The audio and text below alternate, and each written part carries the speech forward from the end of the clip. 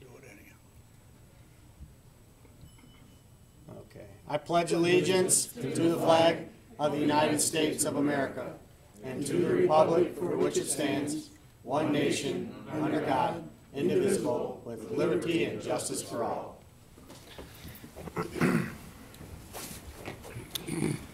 Sorry about that. We ran over a little bit with our last meeting. Is Pastor Steve Hobbins here tonight?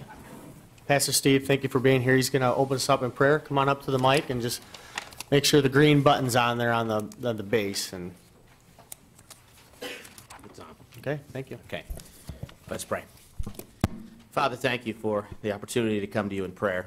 And Father, we know our need, and certainly if we need you in our daily lives, and we need you in our families, we can't have a township without your guidance. I pray that you would bless. I pray that you would help with the decisions that are made here tonight, that they would be decisions that would be honoring and pleasing to you. Help us to seek your way. Guide us. Give us wisdom, we ask in Jesus' name. Amen. Amen. Thank you very much. Okay, I'd like to add to the agenda Lieutenant Tony Cuevos under presentations. And then I'd like to approve the agenda. Motion to approve the agenda as amended. Okay, motion. Supported by Ms. Tinneberry. Discussion? Seeing none, could you call the roll, please? Mr. Steiner? Aye. Ms. Tinneberry? Aye. Mr. Francis? Aye. Mr. Clemens? Aye. Mr. Frederick? Aye. Hirschberger votes aye. Mr. Peroni? Aye, and the motion is passed 7-0. Okay, 3, consent agenda. The agenda committee reports. A, the committee recommends to the full board to approve and place on file the minutes of the January 2nd, 2018 regular meeting of the Bedford Township Board. B, the committee recommends to the full board to accept and place on file the general, savings, pooled funds, and CD reports from the treasurer. C, the committee recommends to the full board to approve and place on file the revenue, expense report, and balance sheet for the period ending December 31st, 2017. Look for a motion. Motion to approve the consent agenda. Okay, motion, I'll second. supported by Mr. Francis. Discussion? Seeing none, could you call the roll, please? Mr. Steiner? Aye. Mr. Francis? Aye. Mr. Frederick? Aye. Mr. Clemens? Aye.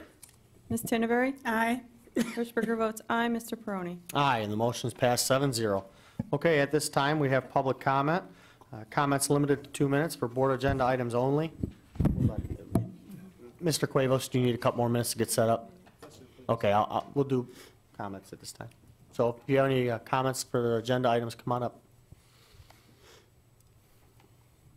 Okay, seeing none. You literally gave him a few seconds. Is there a bug out there? There should be one underneath. Yeah, come on up. Hey, Al, you want to give him a hand? He's trying He to. needs to. Good evening, Tim Janney, 3818 Consier Road. I just wanted to make a suggestion to the board. I see that we've got a ballot request for a millage coming up in, on the agenda tonight for an August election. And I foresee that they're coming up, there's going to be other millage requests, be it school board, road commission, I don't know what all, but I foresee that there's going to be other millage requests. And to avoid the 2014 hit that all the millages that came to be that didn't pass as a result of the township, I think the township people deciding we can't do all these. I think it's important that this group try to get together with the other groups, be it school board, whomever else may be looking to have a millage, and figure out what you can come to the people with, instead of everybody coming, well, they've got one on, we're going to get one on, and so on and so forth. I just a thought. Thank you. Thank you. Any more comments from the public? Okay, seeing none. If you're not ready, we'll move on, and just let me know when you're ready, and we'll get with you. Okay, 6, staff reports. A, discussion of the Bedford Township Fire Department goals for 2018. Chief Massengill, come on up. Good evening. A couple of items I had for tonight. The first one being the goals for 2018. We wanted to make sure that we shared the goals with you and with the residents as well ahead of our, or in light of the workshops that we've been doing with the officers and the department members to work through some of the outstanding goals that we're still working towards with our strategic plan, as well as some short-term and long-term goals that we have for the department. So really, this is just informational at this time. It's just to share with you the goals that we have developed. Okay, any discussion from board members? Ms. Tinevari? On the 15 to 18 strategic plan initiative, the Create a Building Committee, did I miss something? I didn't know we were creating a building committee. The second section there is 2015 to 18. It's from the strategic plan. So it was developed in 2014. There were 7 different initiatives, and there were goals from each initiative. Generally speaking, when we went back through and we're looking at goals for 2018, and certainly one of them is to start working on a new strategic plan, but we outlined some of the things that were identified in that document back in 2014, 2015, that had not been addressed. So the building committee was one thing in those 7 initiatives. It was one of the things that were recommended back in 2014 and were just never brought to completion. So not to say that everything that's contained within that plan, certainly it's kind of a living document, so there are things that probably will never be reached, certainly not in the last year of the life of the document, but that was just identifying the things from 2014 where we haven't quite reached those goals yet. So in a building committee, are we talking about buying more land and building, or are we talking about remodeling? In fairness, I wasn't here for the development of that, but my understanding, the intent was at that time to start some long-term strategic planning. I don't know that they got so involved as to identify whether they were looking at buying a building, updating the existing buildings, or just identifying the needs of the existing buildings. Certainly what our plan is, or what it's going to be as we move forward, is to develop a committee, much like we have with different committees within the department, that looks at the buildings, looks at the needs that we have, both short and long term, and makes some recommendations to the officers and myself that we can bring to you folks and say, you know, here are the recommendations of the building committee. As I stand here today, I don't know if it's specific enough, or if it's probably too early to say, oh, you know, maybe another station, maybe updating the station, or what that they're going to come up with. But I think that there is some value in creating that committee within the department to start looking at those longer term needs. Okay, well, you can understand how it could have been alarming, it was to me, to see 2015 to 18 and this being 2018, and creating a building committee that, you know, I mean, I haven't really heard the specifics, so it seemed a little fast-moving to me. Like I said, these were developed in 2014, when the strategic plan was developed in 2014. I can't answer that. I can't speak for what the intent was back then. So I think that there's value in starting to look at the buildings and look at the needs that we have, so that down the road we do have a good solid plan and we're not surprised by you know, the needs that we have. Okay. Go ahead, Mr. Steiner. Chief, are any of the strategic plan initiatives even started, or are these literally, when it says not completed, none of these even started? They're in probably different phases. The building committee is something that, at least in my time here, there hasn't been anything put together. We've been working on a planning for replacing Truck 3. We've been working pretty hard on that. We're getting closer. We've got some bids back, so we're getting closer to that. The officer level training's been ongoing, as has trying to increase the department personnel. That's something that we've worked really hard on, and we continue to work hard on, is bringing our numbers back up from the low 30s. about a year ago to try and get it back up to around 48 members, which is a comfortable number, we think. So I guess it varies. It's not that none of them were addressed in some form. We were just identifying things that we haven't quite completed yet as we move out of this strategic plan and into the new one. But the good news is at least some of this stuff is underway Oh, within your absolutely. normal day-to-day, not like it's just a slate of things that have never been touched. Correct. That was what I was getting at. Thank you. Okay, any more discussion? Seeing none? Okay, I'm going to let Lieutenant Cuevas start with his presentation. You got all kinds of time, you're always...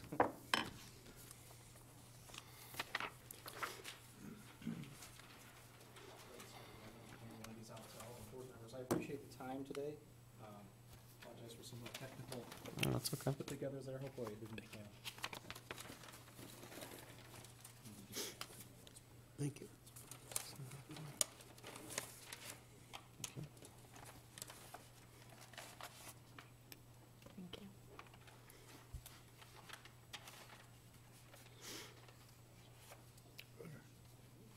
Thank you, Lieutenant.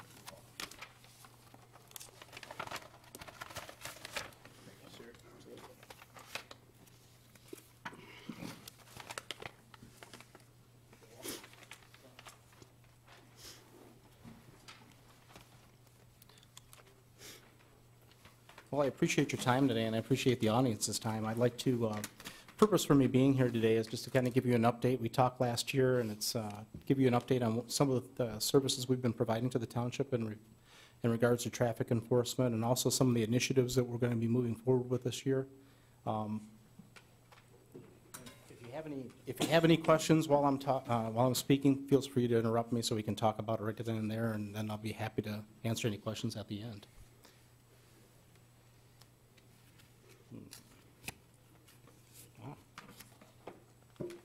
My new clicker isn't working like it should, so I'm just going to hit the space bar here. So I was speaking a little bit earlier last year, and I don't think I covered some of the specialized services that are available. It's It gone went now. away. It's gone. Yeah, there we go. Specialized services that are available to municipalities. State Police, we have several specialized units, such as our emergency support team, our crime labs, our bomb disposal units, polygraph operators. We also have some cyber crime detectives now that are specific to looking at infrastructure.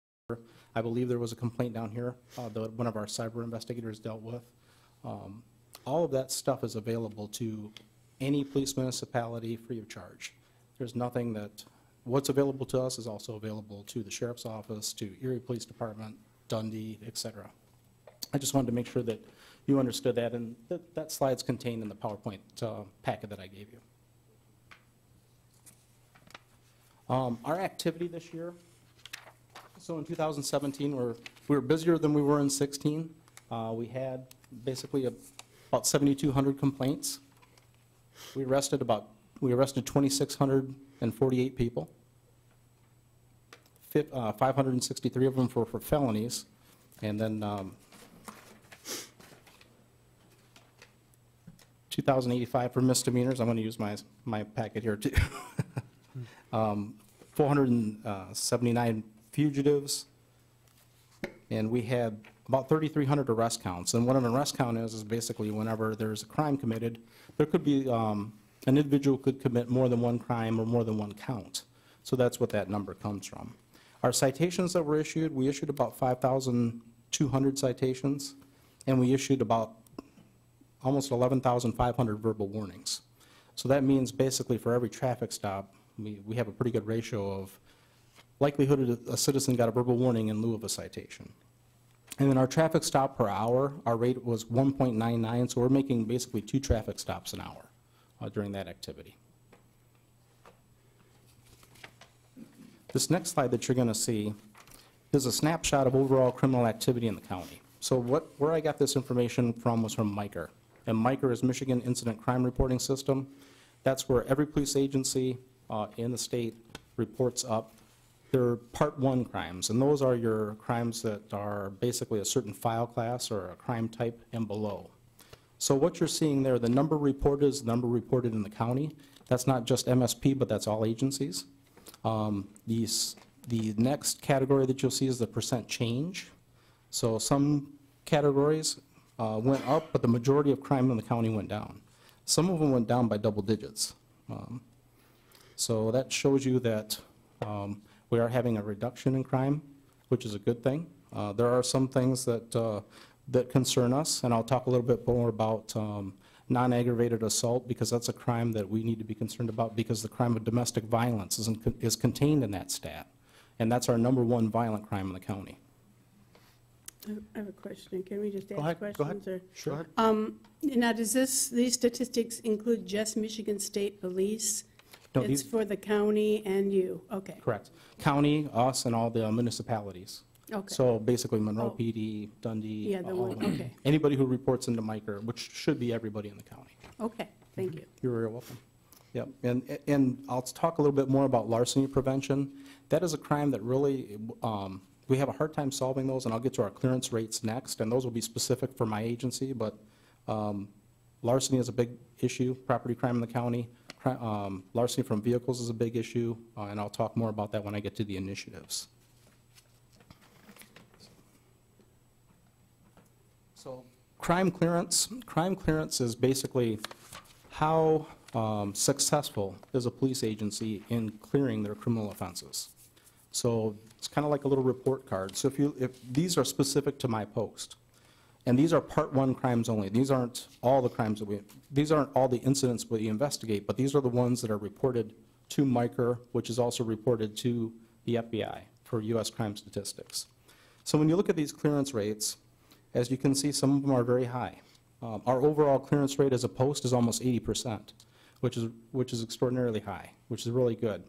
Means we're either clearing them by arrest or we're clearing them by exceptional clearance, and that means that either the offender passed exceptional clearance is when the offender passes away, the prosecutor's office or the victim no longer wishes to proceed with the case, and I believe that's, I'm trying to think the other, there has to be some exceptional reason why the individual can't be arrested, but there's enough probable cause to show that an arrest can be made. That's what exceptional clearance means. So those numbers that you see are basically, we're clearing these crimes by arrest, or they're exceptionally cleared. If you look at the line under the fraud, you'll see that that's about 42%. Relatively low, but that's pretty common for most police agencies, because fraud is a lot of times the victim doesn't have the information on the suspect and there's no investigative leads. Burglary is also another tough crime to solve. You'll see that's about 43.75%. That's actually above the state average. Usually agencies are hovering in the 20s. And then damage to property is another one where we might not necessarily have a suspect. So that's why that's hovering right about 43, 44%. Any questions on that at all? Yeah, I have a quick question. I'm sure a couple of people in here are thinking. Here in Bedford Township, we hear a lot, why don't we ticket more? Do you feel it's more important to write tickets on a daily basis for our sheriff's department, or do you feel it's more important they do community policing as far as fighting crime? I guess that, can I get to the traffic crash statistics Sure. next? Okay, because that's gonna flow right into our discussion. Okay. So basically, Mr. Peroni, I think you can look at our traffic crash statistics. I hope the folks can see it, but this is countywide. So overall, we had a decrease of about 2.5% in overall traffic accidents, but we had a 23% increase in fatal traffic accidents this year. So the percentage is jarring, but when you really look at how many, you go from 16 to 21 as far as the fatals. And then basically, they go down with the non-capacitating injuries, and then possible injury. Basically, all the other categories except fatals have been reduced. And I bring that to your attention because it's kind of a blended approach. You have to have not only visibility in certain areas, and I'll talk about that soon, but also you have to have a directed patrol that concentrates on problem areas that you know from statistics you need to be there. So it doesn't necessarily mean you have to write a ticket every time, but you do have to take some type of enforcement action if you want anything done at all. If you do nothing, you're going to have no change. So I bring that to your attention because, as you see, When I get to the next couple slides, you'll see that we've been concentrating on intersections specifically. So here's your traffic crash factors, and this is for the entire county. So for in 2017, I want to point out one thing. Look at the category where it says intersection. So the majority of our crashes where the driver is at fault are occurring at intersections, about 1,226 of them. And I bring that to your attention because look at distracted driving. In 2016, distracted driving, that was the first year that category got basically captured on the accident form. And it was about 100 of them in 2016, and now we're at 204 in 2017. So you see basically a double-digit increase in that. And I believe you're going to see that continue to increase. As we know, distracted driving is a big problem. So I kind of queued up our discussion to talk about intersections, and I did that purposefully because our next slide talks about the high crash intersections in the county. If you remember when I was here last year, the #1 crash intersection was in Bedford Township. For the entire county, it was at Secor and Stearns. As you see this year, it's been reduced. It is now #2. It's basically, we went from 45 crashes last year to 36. Doesn't sound like a big decrease, but it is a decrease. And that shows that through effort, through proactive policing, it was reduced. Some other intersections that didn't get quite as much attention actually went up. If you look at North Telegraph and Stewart, which is one that's traditionally, we know is a high crash area because of all the commercial traffic, that is up. So this year we'll be concentrating more on that.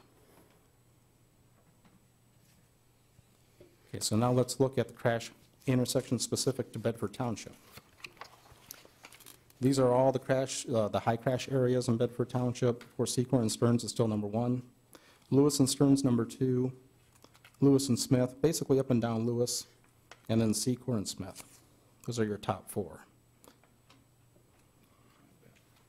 If you notice, all those that are listed in Bedford, the majority of that is on our main 2 routes coming out of Ohio. Yes. And I've seen numerous times up and down Lewis or Secor Road, but I'll joke to my wife and I'll say, I'll bet it's an Ohio plate, and I hate to say it, but a good percent of the time, it's Ohio plates. Sure. I mean, not to say that people don't do it here too, but Right. I see a pretty good majority of Ohio plates doing it. Yeah. Well, just the location of the township lends itself to that. You know, Right. your biggest neighbor is Toledo. So I mean, a lot of your traffic flow, some of your criminal activity, all those other things are going to flow north and come into here. As people are familiar with the area and they know that Bedford is primarily prosperous and it's a good community, people are going to flow up here and try to take advantage of that.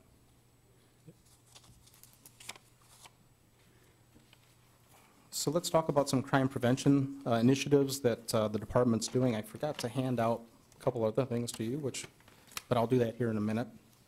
I talked about the crime of domestic violence, and the reason why I bring that to your attention is because domestic violence is not only a big problem in our county, but it's also a big problem nationwide. We can look at the events that happened in Colorado a couple of weeks ago where the officers were responding to a domestic violence call and they were killed. Law enforcement knows domestic violence is dangerous. We know that the response to a domestic violence situation is dangerous. So what we've been trying to do, we've started through awareness, and I'll hand out one of our domestic violence awareness flyers. That's just one of the things to raise the community's understanding of this problem. The second thing we're trying to do is we decided this year we would try to partner with Catholic Charities and be a part of their batterer intervention training. So batterer intervention training, if you're not familiar with it, is when someone is arrested for domestic violence and their court entered into this program. And it's an intensive counseling session where they talk about, you know, different problem-solving strategies, different ways to handle family issues, significant partner issues. So we've been kind of plugged in about week 13 of that program. We come in on the accountability portion when they talk specifically about the individual's crime. And we come in with a PowerPoint, and we have a discussion with the people that are there court-ordered. And the reason why we did this is because this gives us a second opportunity to talk to the individual. Because anybody who's in law enforcement knows that when you make an arrest for domestic violence, you may never get a chance to see that person again, the person you arrest. You'll see them in court. It might even get pled out. There is an opportunity you might see them again on a recurring call. But we're hoping that by getting a second chance at them in a non-threatening setting and kind of explaining to them some of the factors that I just explained to you, that they'll think twice about, harming their significant other. Maybe they'll think about leaving. Or if the police are called, maybe they'll be more trusting because we've already established that rapport with them. So that's kind of the basis for that. Theft prevention, we partnered up with Brett Hicks Insurance Company. I'm not sure if you've seen our record keeper flyers. I will hand one of those out to you. The goal in that is to get citizens to record serial numbers, because we know that without serial numbers, there's not a whole lot we can do as far as entering that information in our computer database. The chances of recovering it are going to be very slim. So through a partnership with the citizens, through also in a community policing style method, partnering up with private entity to help us fund those and get those out to the people. Angel program, I don't know if I discussed that last time I was here. If you haven't seen it in the news, it's an initiative that our department did to combat the opiate epidemic. It doesn't specifically have to be for opiates, but any addiction, and it's where basically a person who's suffering can come into the post during our normal business hours. We'll partner them up with a volunteer from the community known as an angel, and they will basically walk them through getting substance abuse treatment at a residential facility.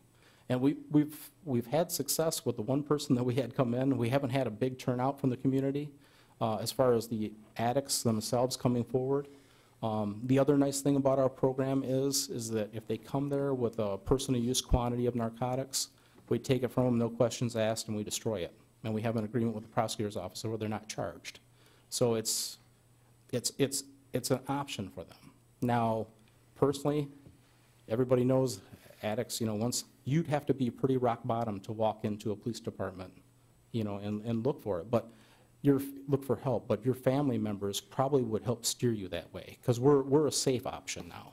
At least they know that, there's some security coming to the police, and they're not going to be prosecuted for it. Fugitive sweeps, we do those. Basically, that's how we hold people accountable. You have to go out there and track them down when they have outstanding warrants for their arrests. We've had a little bit of issue in the county with jail overcrowding, and we've been working with the sheriff's office to make sure that when we do those type of initiatives, we don't put an undue burden on them. We try to look for alternatives when we do find those people. Church safety, this is new. As you know, down in Texas, huge active shooter situation where a lot of people were killed at a church. Ever since that happened, we've been getting a lot of calls from places of worship looking for some type of security information or looking for a presentation on active shooter response. We've been giving that to them. In fact, we have one set up in February at the community college. Human trafficking awareness also is another initiative. There is no doubt that human trafficking is in Michigan. There's no doubt that we've been able to make significant arrests on people that are trafficking people, both in the sex trade and the labor trade. And what we've been trying to do now is look at an initiative where we start to concentrate on runaways who, it doesn't, we're going to focus in on trying to find runaways, not just for MSP, but for the entire Monroe County, Lenawee County. And we're concerned about that because we know that people who are runaways who are vulnerable to human traffickers for a lot of reasons. They need a place to go, et cetera. And it's say 1 in 3 kids that are runaways within 48 hours are sex trafficked. Yeah, I believe that's true, too. And another thing with runaways, too, is there's always another caveat. There could be a substance abuse caveat, and that even makes them more vulnerable, makes it more of a priority to locate them. I was at the mental health and mental awareness today at Leadership Monroe, so I Oh, learned about it. Okay, very good. Fire Trooper Duffin came and spoke. She does a good presentation on that. Yep. Traffic safety. Some of the initiatives, I won't go through all of them because we spoke about them last year, but education and awareness, of course, working with our schools to raise that. Local media partners, child safety seat checks, we do a lot of those. I have a great resource at the Post. One of my administrative assistants is like a car seat installer guru, and she's had all the different types of training. She's also an instructor for that, so we take advantage of that resource. Enhanced drunk driving enforcement, Safety belt enforcement, Operation CARE is a program for specifically crash reduction through high visibility patrol. And then the last one is the data-driven high visibility patrols for crash reduction. That was the impetus behind the whole high visibility patrols at intersections within your township. That's where that's coming from.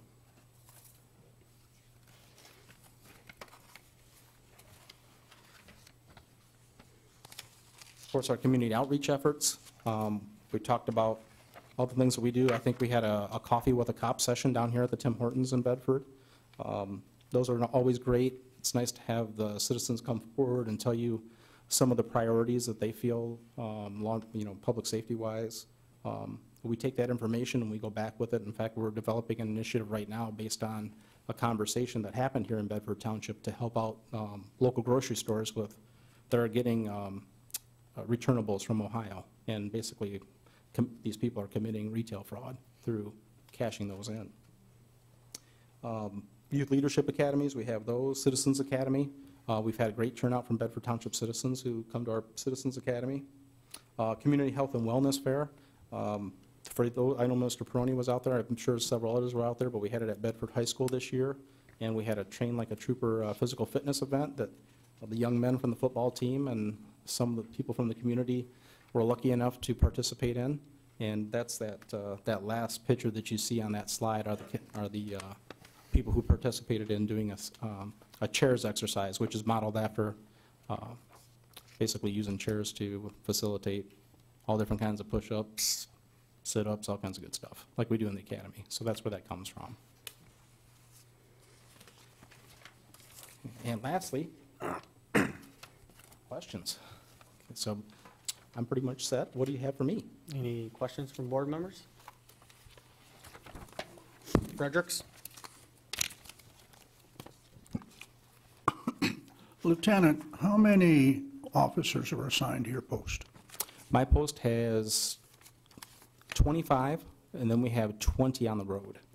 20 on the road? Correct, sir, yes. So I divide that by 4, so you got 5 on the road at any one time, more or less. Yes. How large is your jurisdiction? It's 2 counties. Two counties? 2 counties. It's both Monroe County and Lenawee County. So if you use that figure 5, figure 3 here, 2 over there. That's pretty much how it's been. And then we have, so those are our general complaint cars, are the 20. And then you factor in our full-time traffic enforcement car. We have 2 of those, actually. We have one on the day shift and one on the afternoon shift. So 22 technically on patrol. Okay, that's what I was trying to understand, because we have the sheriff's department who's down here, and they're sort of the first guys here. Yes. At an accident, along with our fire chief and the rest of the folks, depending upon whether it's personal injury or what it is. I appreciate all this information. I haven't had a chance to digest it all, but Sure. when we talk about 5 guys on patrol, more or less, they're pretty busy. Oh, yeah. I'm not surprised at the crashes at the intersection. These intersections have been the same thing for 25 years. Stewart Road jumps up and down only because they changed the lights up there, and they also changed some of the turn signals up there. So people weren't used to that, and they kept running into each other. I appreciate all the things that you bring to the table. I've been a supporter of the Michigan State Police for a long time. We used to give them dogs. And we've been to one graduation when the dog was in the handler, and they kept giving us reports on what she was doing all the time. I just think that you're spread pretty thin. Oh, absolutely. And we're hiring. Again, the point is, you're working in cooperation with the sheriff's department, you're working in cooperation with the various police departments around here, and I think that that's a good thing. Yes. And it's important that we understand that you're pretty short sometimes. Tressa's doing what she's doing, familiar with a lot of her work. I know Jeff Hart for a long time, and what he did. So the state police have done a great job. It's just you're so short, and we're so big, and you're splitting it into two counties. Yes. So You guys you're on the road a lot. And I just thank you for what you've done, what you're doing, how you're coming forward. I just wished you had 40 instead of 20. So do I. It'd be a lot easier to do the schedule. Ms. Tinneberry? Well, to tag on to that, I don't think anyone expects the Michigan State Police to handle our policing in Bedford Township, but I'm glad you're here tonight because there's a lot of misinformation going around Bedford Township because of our ongoing discussion about whether to continue to contract with the Sheriff's Department or develop our own police department. And some of the things that people have said to me that if we develop our own police department, the state police doesn't work well with local police departments. And I'd like you to either confirm that or clear that misinformation up. Sure. Do you work with other local police departments in Monroe and Lenawee County? Oh, absolutely. Yeah, I think we have a really good relationship with all the police agencies in the county, specifically, our Sheriff's Department, Monroe PD, Dundee, Erie, of course, Chief Ansel's here. Basically, Carlton, I can go on down the list. I mean, there's a lot of times where we provide the smaller agencies some detective assistance when necessary. We also have taken over investigations that were maybe a little bit more cumbersome, and need a lot more hours dedicated to them. So we've done those things too. Okay, good. I just wanted to clear that up. And you mentioned early in your presentation about all these specialized programs. Are those provided to local police departments with no cost? Yes. And is there liability to the locality? No. Basically, the only liability would be for our officers and our agency, depending on what actions we were to take. I'll use the example of Lenawee County, where they did away with their SWAT team. They had a countywide SWAT team. They weren't getting the number of calls, and of course, there's a lot of training that goes along with having that specialized service. So they did away with it, and they use our emergency support team exclusively. So everything and whenever there's a call of a barricaded gunman or anything like that in Lenawee County, we respond. Okay. The other comment that comes up quite often is that the only reason that the state police is visible in Bedford Township is because this is where you meet your ticket quota. Do you have a ticket quota? We do not. I'll speak a little bit more on that. I have to be perfectly honest with you. Up until a certain time, we pretty much neglected your township. And I'm not saying that it was through any fault of our own, but I think Mr. Frederick hit it on the head. I mean, there's only so much you can do with so many people.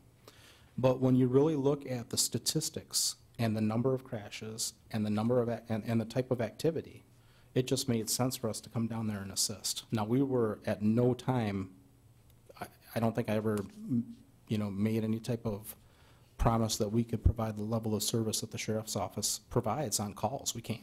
I mean, that's who you contract with. That's your primary law enforcement agency. That's your go-to people. Now, what we can do to help, though, is we can supplement their efforts. And that's what we've been doing through that traffic enforcement. Oh, good. Well, actually, you've answered quite a few of my questions in your presentation. I just had one more that the overweight truck enforcement. Do you have any ability to help with that or work with that? Or? We do. Now, the issue comes with that's through our Commercial Vehicle Enforcement Division, or CVED. You identify them as motor carrier officers. The issue that we have with them is you have to remember they are federally funded. So federal regulations require where they go. So that's why they're primarily on freeways and trunk lines. Those are the two main roads that they go through. So if there's a trunk line in Bedford Township, like 151, then we would be there. Anything else, I don't know about the county roads, specifically. I mean, I think they do that on a complaint basis. Yeah.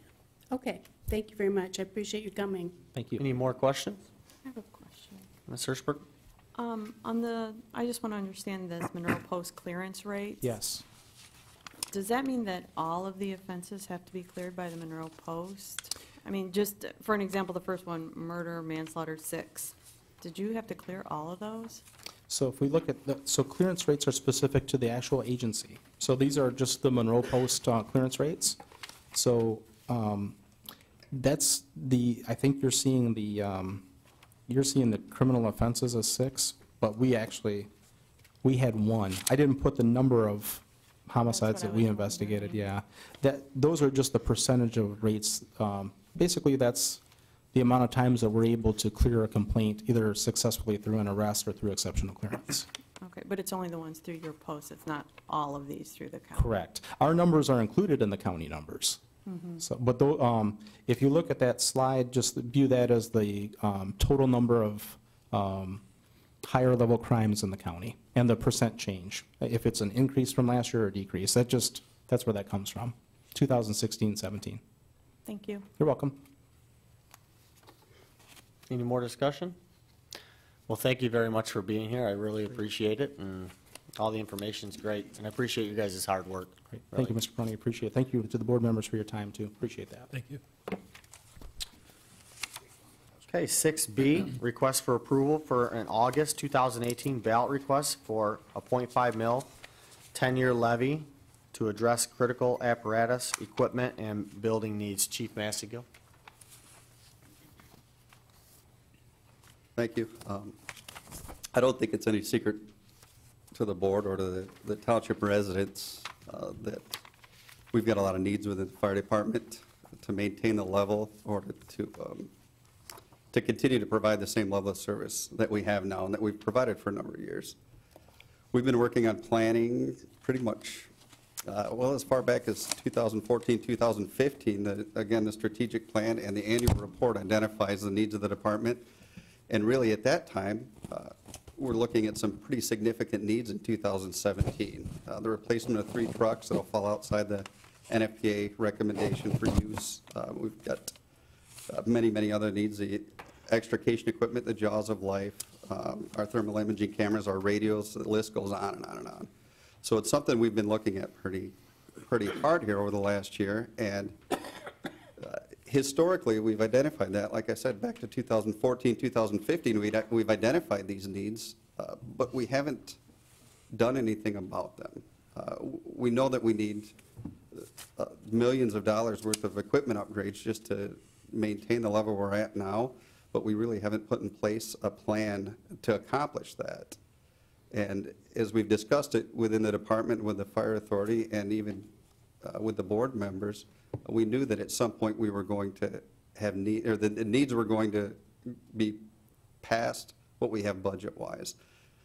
We think that we're at that point right now. We've discussed a lot within the fire authority, and they've tasked me with coming to you with a recommendation that the fire department wholeheartedly supports to try and start addressing some of these needs.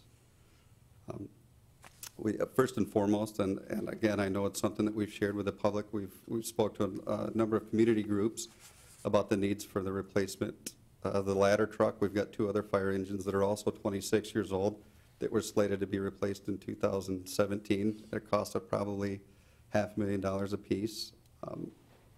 We've got 30-year-old extrication equipment. We've got radios that they no longer make parts for. Again, it just goes on and on. We want to make sure that, and it's important that we also address some of the concerns that we have. We're not insensitive to the fact that the community has a lot of needs. We understand that the library has needs and that the schools have needs. And this request is not a race to get on a ballot and to lock up more funds than what we need. This is really what we need to move forward so that we can continue to do our job in a safe manner. The race really is against time based on the age of the equipment. It's a race against time based on the condition of the equipment, and it not because we want to take money out of the school or take money away from the library. We think we've done a pretty good job in only asking for, or with this request, and only asking for what we will need to do a phased upgrade of our equipment, of our apparatus, and even hopefully down the road to be looking at either some building upgrades as far as maintenance, or start some planning depending on what building committee and would identify as needs, to start some long-term planning for that. But we can't do very much more within the existing budget. We really need a mechanism to move forward and to start replacing these things.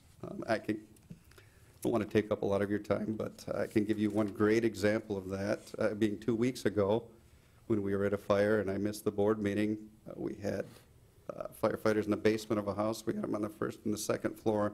They were relying on a 26-year-old fire truck that has had some maintenance issues to supply them the water they needed while they were inside the fire. They had radios that were aged. We were having trouble communicating from the basement to get out. And we had thermal imaging cameras that weren't working for the guys that were inside. And I don't want to come in and gloom and doom and say, oh, we need this because it's so dangerous. But the honest truth is it's a very dangerous profession. It's a very dangerous thing our volunteers do.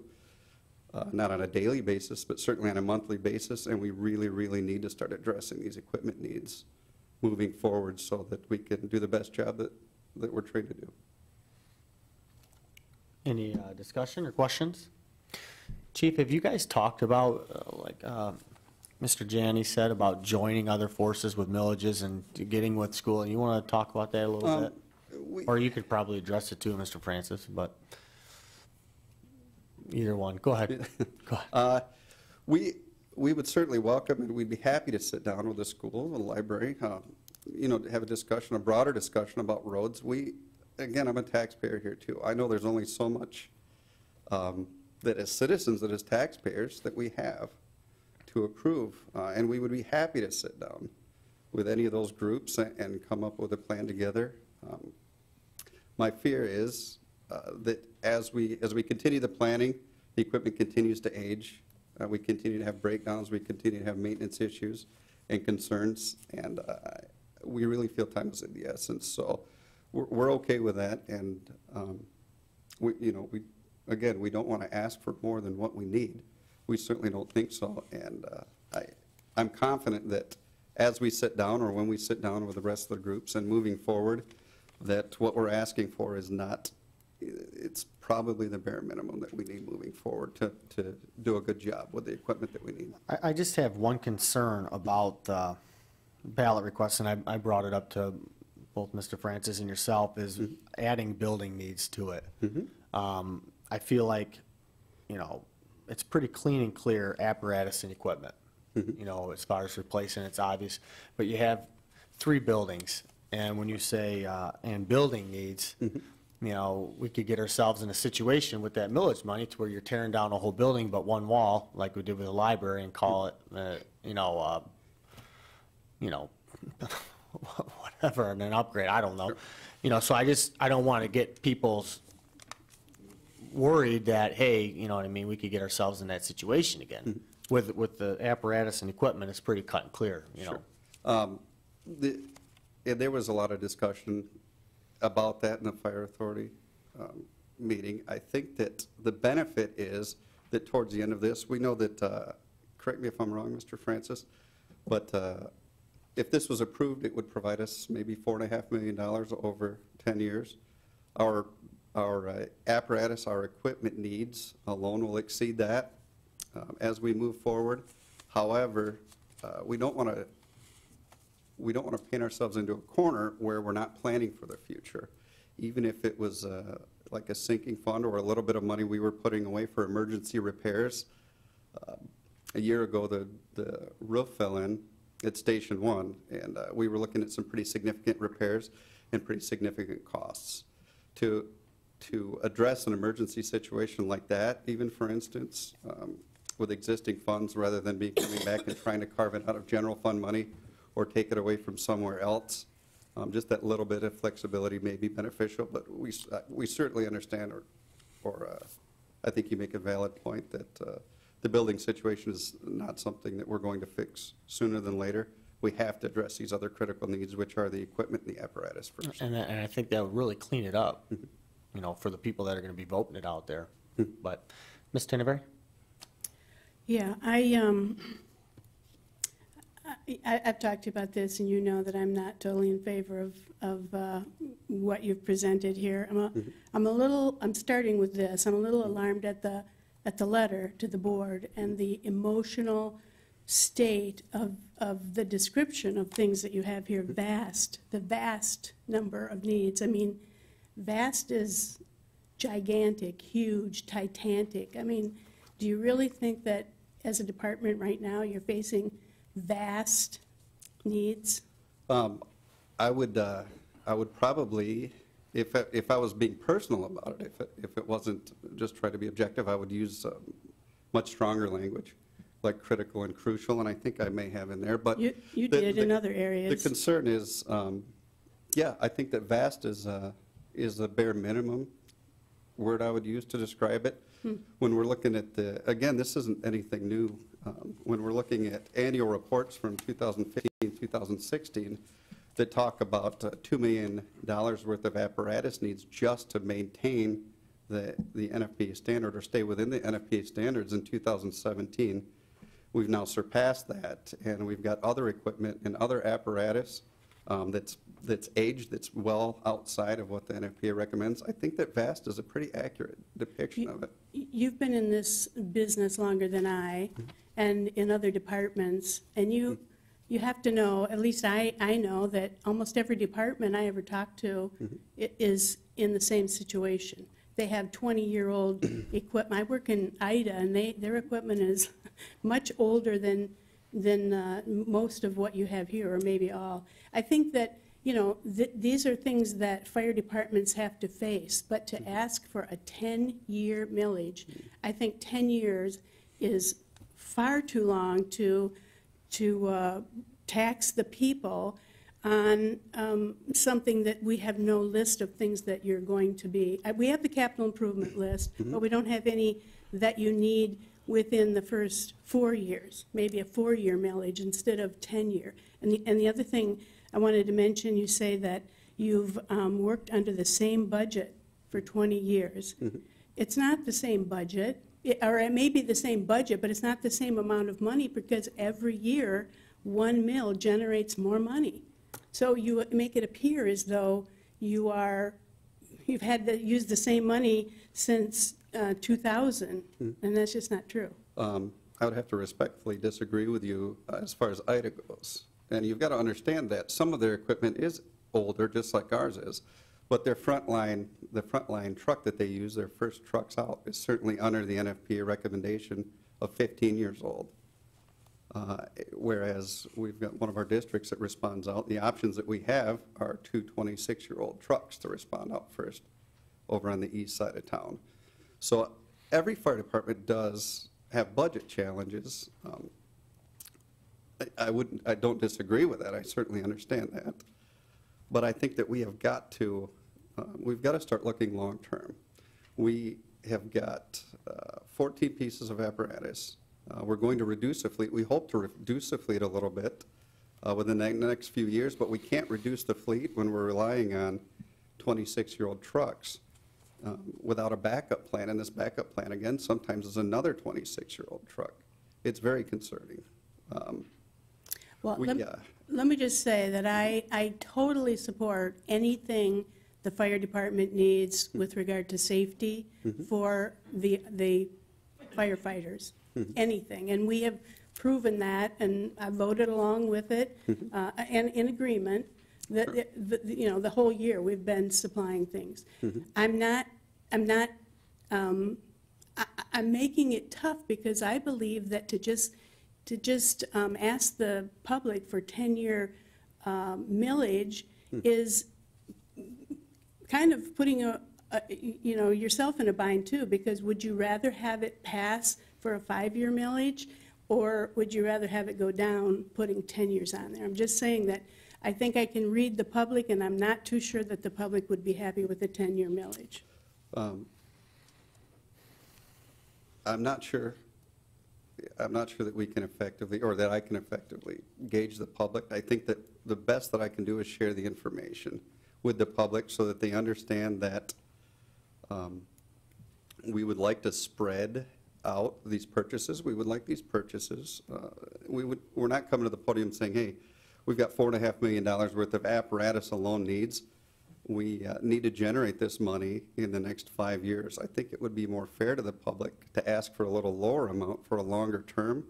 At the end of the day, it's the numbers of the equipment and apparatus we need to replace is still the same, but I think that, you know, in 8, 9, 10 years, it would be more fair to the public than trying to generate the revenue to meet our needs now.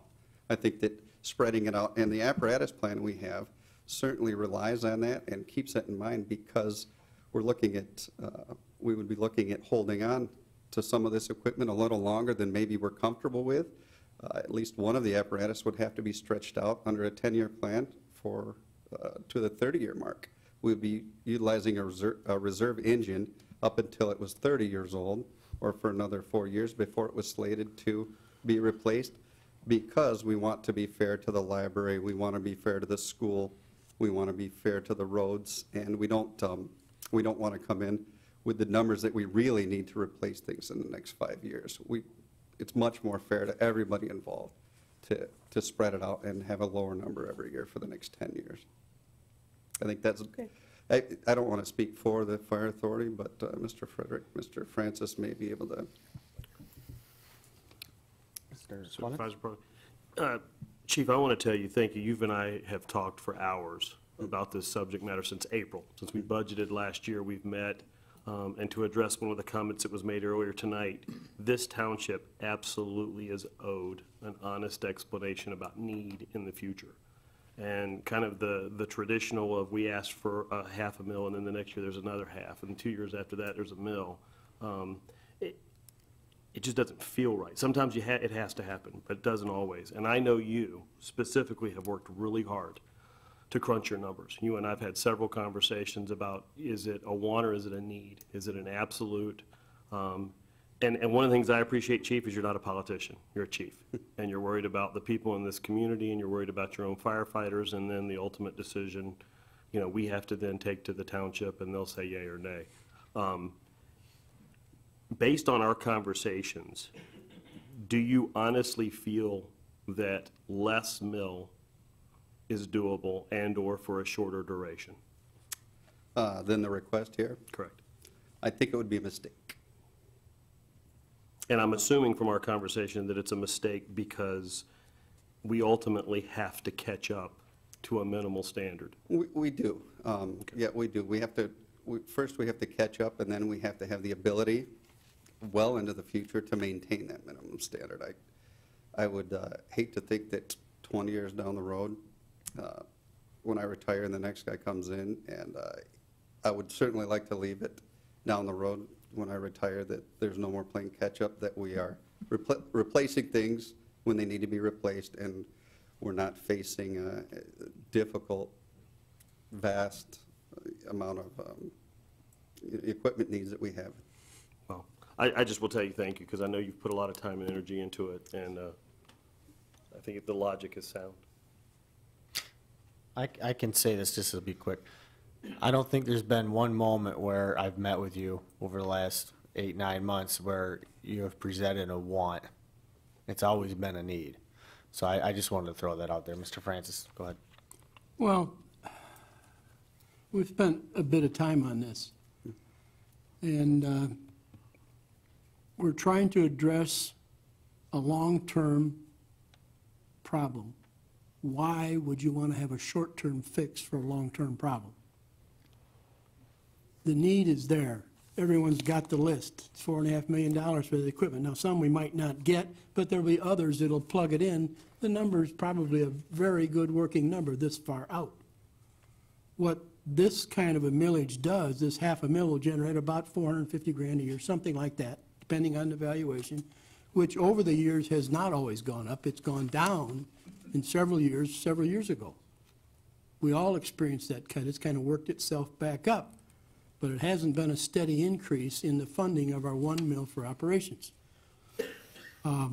This $500,000 for 10 years would provide that kind of an income stream that you could do some long-term planning to replace the equipment that needs to be replaced when it needs to be replaced. I guess it was my argument that it ought to include building needs, because we've been talking tonight about 3 of our 5 trucks are 25, 26 years old.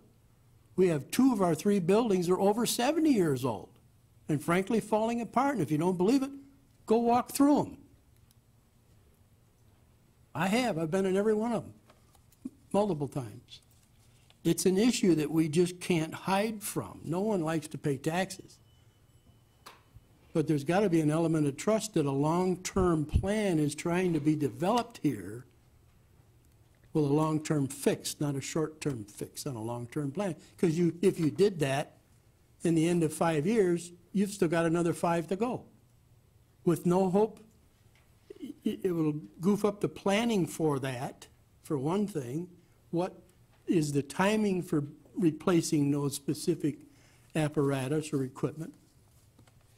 This, to me, makes a ton of sense to do it that way. My whole point of saying building needs was you got $4.5 million in equipment and apparatus.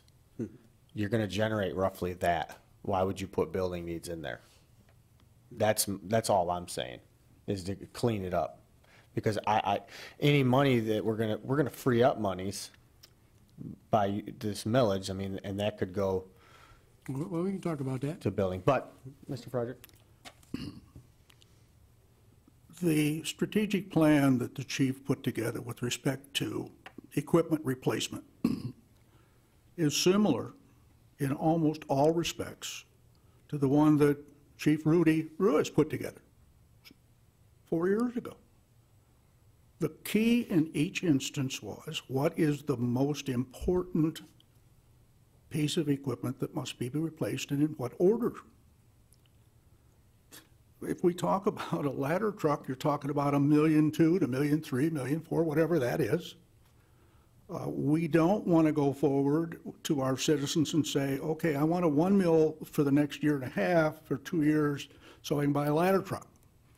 Then I want to come back the year after that and say, well, I need a $500,000 because I want to buy, for 2 years, because I want to buy a replacement engine. Or I want to come 2 years after that, and we piecemeal the program.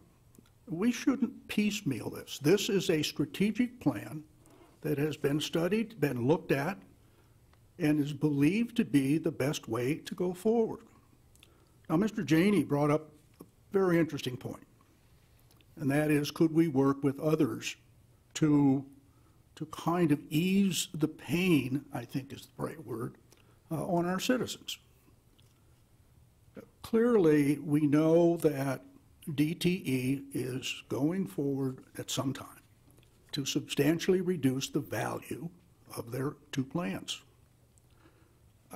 For the life of me, I think there's at least 6 millages that will be affected that are countywide. There's a senior millage, there's a Fairview millage, the library, the museum, and the veterans, and there may be others. 911 call center. Yeah, it's 911 call center, I forgot that one. So that's 6. Putting us all in the same box, I'm afraid if we went to the citizens and said, well, we need 5 mills, well, they're going to look at us and throw us out, I believe, because no one's going to be able to understand what the arrangement is for that millage to go forward. Are we going to say, well, wait a minute, we get this year's, but you get next year's, and sometimes you get 25% and 40%?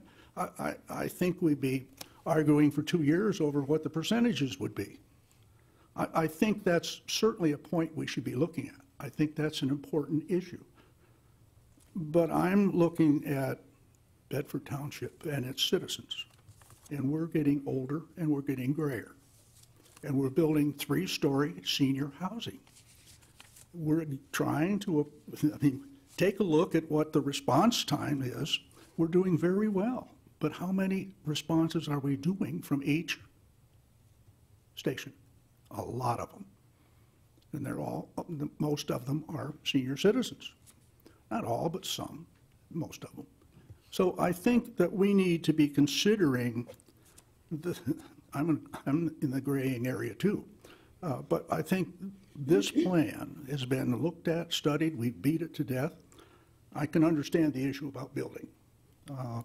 But, boy, the buildings are in bad shape too. But if I were in his shoes, I would be focusing, even though it says buildings on here, I would be focusing on equipment replacement, because we might have 10 volunteers show up at the station. But if you push the button and the vehicle doesn't go, what good are they? You got to have equipment that you can depend on, equipment that you can rely on, the equipment that when you get to the scene of the accident or the issue, it works. That's my story, and I'm sticking to it. Our ladder truck, you know, I think everybody knows it broke down at Bridgepoint Church. You know, I mean, when a truck comes to your house, the last thing you want is for that truck to break down and you know, so, Ms. Tinderberry? Yeah, I think I need to clarify based on Mr. Frederick's, I'm not trying to piecemeal. I've never heard of passing a millage for 1 year or 1.5 years. I didn't make any statements in that direction. I'm not trying to piecemeal, and I certainly believe in improving our apparatus and equipment and buying new.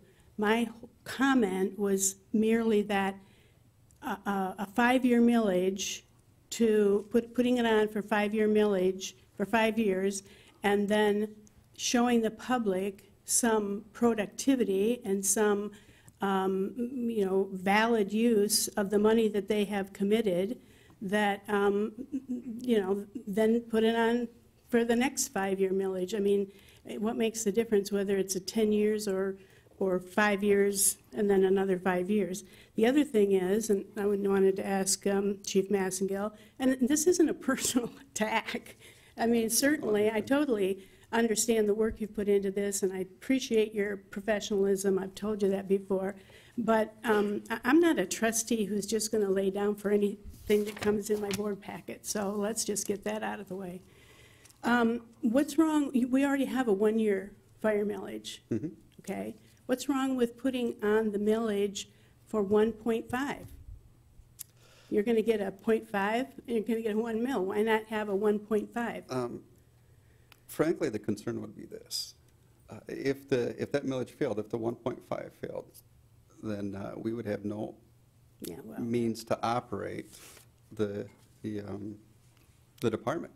People are never going to vote down the only millage for fire department. Well, I wouldn't want to, I don't want to say strong arm, but I wouldn't want to put the people in a position where they couldn't, where they felt that that was their only option. We're not trying to paint anybody in a corner and right, say, that's fair. if you don't give us this 1 point, this increase, there's no more fire department tomorrow. I don't think that that's fair to the taxpayers either. I think if we do a good job, and we certainly would welcome anybody to stop in, so, then tour the stations, look at the equipment, and have a cup of coffee and discuss it with us, because our needs, the needs are there, and we'd be welcome to go through it. But I just don't, I'm not comfortable, because we have discussed that as well, just increasing our millage, but I'm not comfortable putting the public in that position where they had to decide whether the fire department gets its way or not. That's fair. Thanks. Mr. Steiner? Going a little bit back to, without repeating everything that Mr. Frederick said, when it comes to new equipment, and I don't think when he said piecemealing, I don't think he referred to piecemealing. I think what he's referring to is always having to come back another time. That was, I think, his real key there.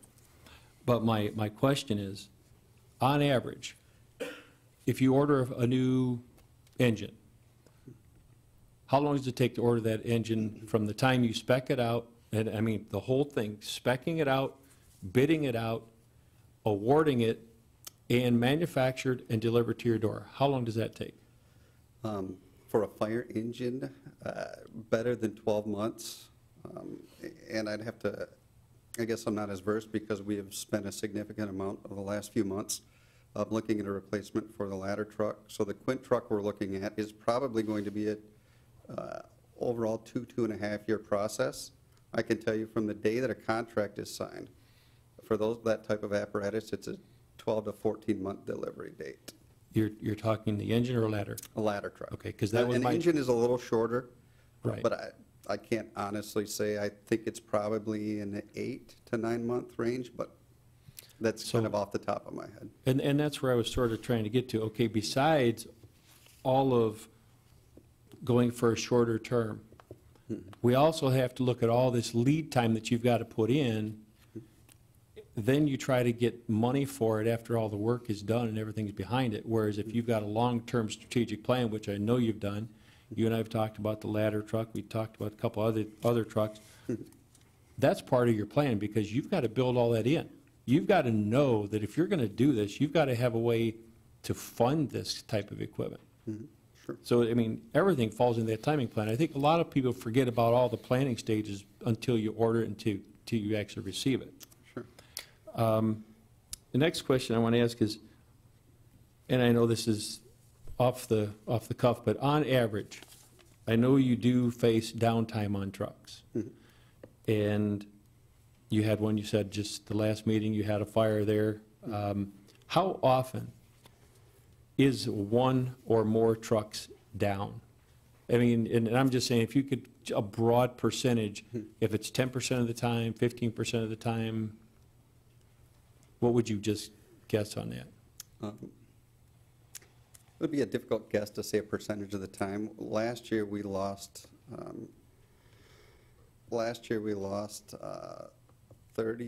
over 30 days with the ladder truck. I think a couple of our engines were over a month as well. Our ambulances were more than a month each. So it's on a weekly basis, at least in my time here, on a weekly basis, we've had at least one piece of apparatus that's out of service for repairs or for maintenance. And in fairness, some of that is routine maintenance. Right. Or, But routine but it's gotta repairs, be done. brakes or things like that. But we've had, as this equipment gets older, we've had a lot of mechanical breakdowns. As Mr. Peroni said, we had an issue at the Bridgepoint fire, which the ladder was out of service. And at a 25, 26-year-old piece of equipment, to be running it as hard as we have to run these trucks sometimes, it's old equipment, and that's going to happen. It's going to happen probably with increasing frequency until we start addressing this. And no offense to Ida, but if you look at the calls from Ida at a 25, 26-year-old piece of equipment versus the calls that we're putting on a 25 and 26-year-old piece of equipment, quite different as well. We've got a larger population. You've got a lot more miles to travel. You get a lot more crash scenes or accidents that you might get to, so you do have quite a bit extra. Yeah, I don't know, I am not familiar with their run statistics, but we were just short of 2,700 runs last year, which is 2,700 times that the vehicles were on the road responding to calls. We're going to a couple more questions here, but we got to get this meeting going. We have a lot more on the agenda, but while everybody's here, there's a lot of people watching at home.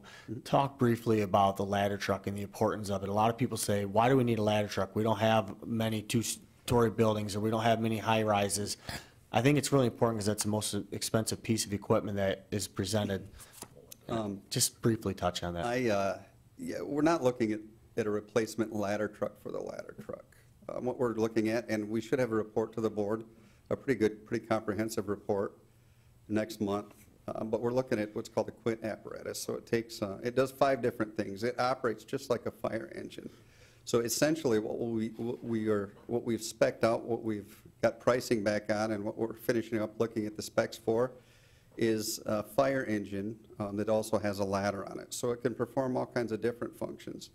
Our hope with that is that we can reduce the fleet by one apparatus long-term. One of these older engines we won't need anymore, because we'll have a truck that carries more than the existing ladder truck, almost double the water that the existing ladder truck does, that has the foam capabilities, that has new extrication equipment on it, that does have certainly the ladder capabilities, which are important, but we don't want people to think that it's just a ladder truck for the once every 15 or 20 year fire. And to elaborate on that, we also that ladder truck is invaluable at even a house fire. The safety in getting up on a roof and ventilating a roof out of a bucket versus in winter conditions having an extension ladder up on the side of a roof and getting up on a roof to do the same thing is just is significant. The same way as bringing a victim down out of a 2nd or 3rd story window, to have to carry a victim down, conscious or not down, to help them down a ladder, an extension ladder that's up, versus having a bucket that can go up to that window and have them step out or hand them out into that bucket and lower them right down to the ground, is invaluable.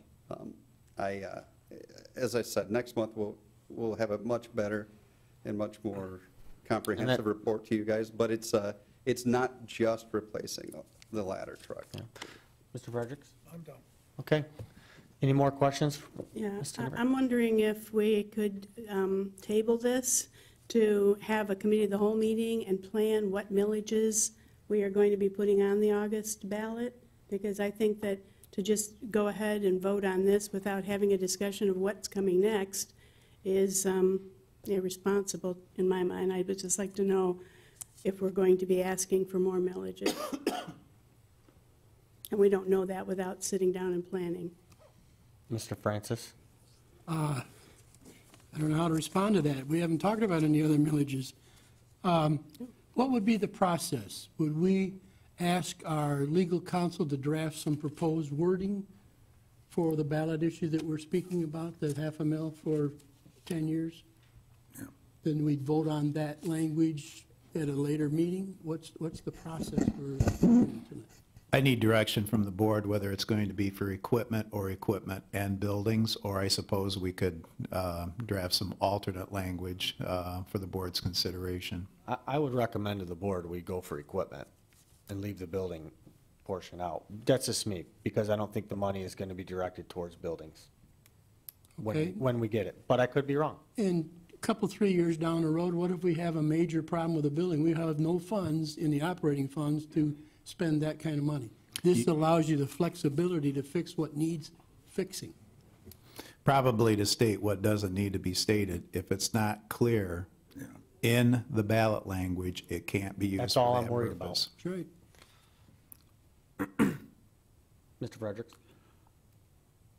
I move that we direct council to prepare sample ballot language for a .5 mil levy for 10 years to be used for equipment and maintenance of said equipment in one form, and a second one with equipment, maintenance of the equipment and buildings, and then we can figure out what we want to do. Bring that to the next meeting. That's my motion. You have a motion? I'll second that motion. Supported by Mr. Francis. Discussion? Seeing none, could you call the roll, please? Mr. Frederick? Aye. Mr. Francis? Aye. Mr. Clemens? Aye. Ms. Tinneberry? No, Mr. Steiner? Aye. Hirschberger votes aye. Mr. Peroni? Aye, and the motion's passed 6-1. Thank you. Thank you very much, If I Chief, for could all your add, hard work. Chief, before you leave, for our next meeting, to address the concern that Ms. Tinbury has brought up, could you bring the strategic plan for equipment replacement in that was worked out? So that she can see the order in which the equipment would be replaced, so that, I think that's a good point. That And the if you board foresee should it- know what the order is that the strategic plan has encompassed. And if you foresee a major building need other than a roof replacement, like we know is scheduled, that, could kind of direct us that direction too. Because I don't know of any major building needs, of a disaster like the roof collapsing in. Absolutely. I think we're pretty close with our annual report, and we will work very hard to try and get the entire annual report, which includes that information, together to you before the next meeting. If not, at the very least, we'll have that I information. suggest you make that a separate report. Sure. So that not only does everyone on the board know the order that has been worked on for 4 years now at least, but also why each one of those pieces of equipment needs to be replaced, so that we have something to discuss at the time and make the decision. Thank you. Thank you, Chief. Thanks. 7A, old business, request for approval to coordinate with South County Water System and change the sewer usage billing cycle from quarterly to monthly. Mr. Francis? Okay. I'm not real sure if this is old business or new business. We talked about it before, but the issue that started that conversation had nothing to do with making the change. It was to request a title change in an account. And it kind of migrated into talking about the possibility of changing from quarterly to monthly. The handout that you have in your hand, in the packet rather, explains what the issue is. South County Water, which is an independent Monroe County agency that it is controlled by the Drain Commissioner's office, has already announced their decision to go to monthly billing starting about the 1st of March from quarterly. And the reason stated, it I think, helps their cash flow. Yeah, I think it will reduce their delinquency problems for people that can't make larger payments. It helps those folks with their budgeting on a personal level so that they're easier to pay smaller bills than larger bills. I understand that. Now, once that change is made, then it becomes not our problem, but it falls in our lap. What do we do? Do we continue to stay with quarterly? Because we're going to be receiving the information on the readings on a monthly basis fed into our software that we kind of share with them that generates our utility bill, the sewer bill, based on water consumption. We're going to get that on a monthly basis starting in March instead of quarterly. To me, it makes sense for us to seriously consider going to monthly to ease that transition period as we work into that, because there are going to be some bugs in any change, and this is a big one. Any change, you always have unforeseen, I'll call them bugs, little problems to work out. It makes sense to me to have us work in conjunction with them during that transition period to work out those bugs so that we're both satisfied with the workout. Rather, if we don't change to monthly as they do, they'll solve those bugs, and if and when we ever do change to monthly, the fix is mandated by them. We had no input on it. It makes sense to me for us to be involved in that process to work it out so it's a smooth transition and we both reap the benefit of it. As far as, does it save us any money? No, it's going to cost us some money. I worked out a schedule that's attached to the handout that shows that the cost is a little over $29,000, best estimate on my part, for us to do that. A lot of money. No one wants to spend that kind of money unless it's really necessary. Now, to put it in perspective, we've got roughly 9,000 customers, and if you divide that cost by the 9,000 customers, it's about 27 cents a month in cost per customer. Now, we don't intend to bill that to them. We would absorb that cost. It will not go into our rate structure. To me, it's an insignificant increase in cost for the benefits that we would derive from that.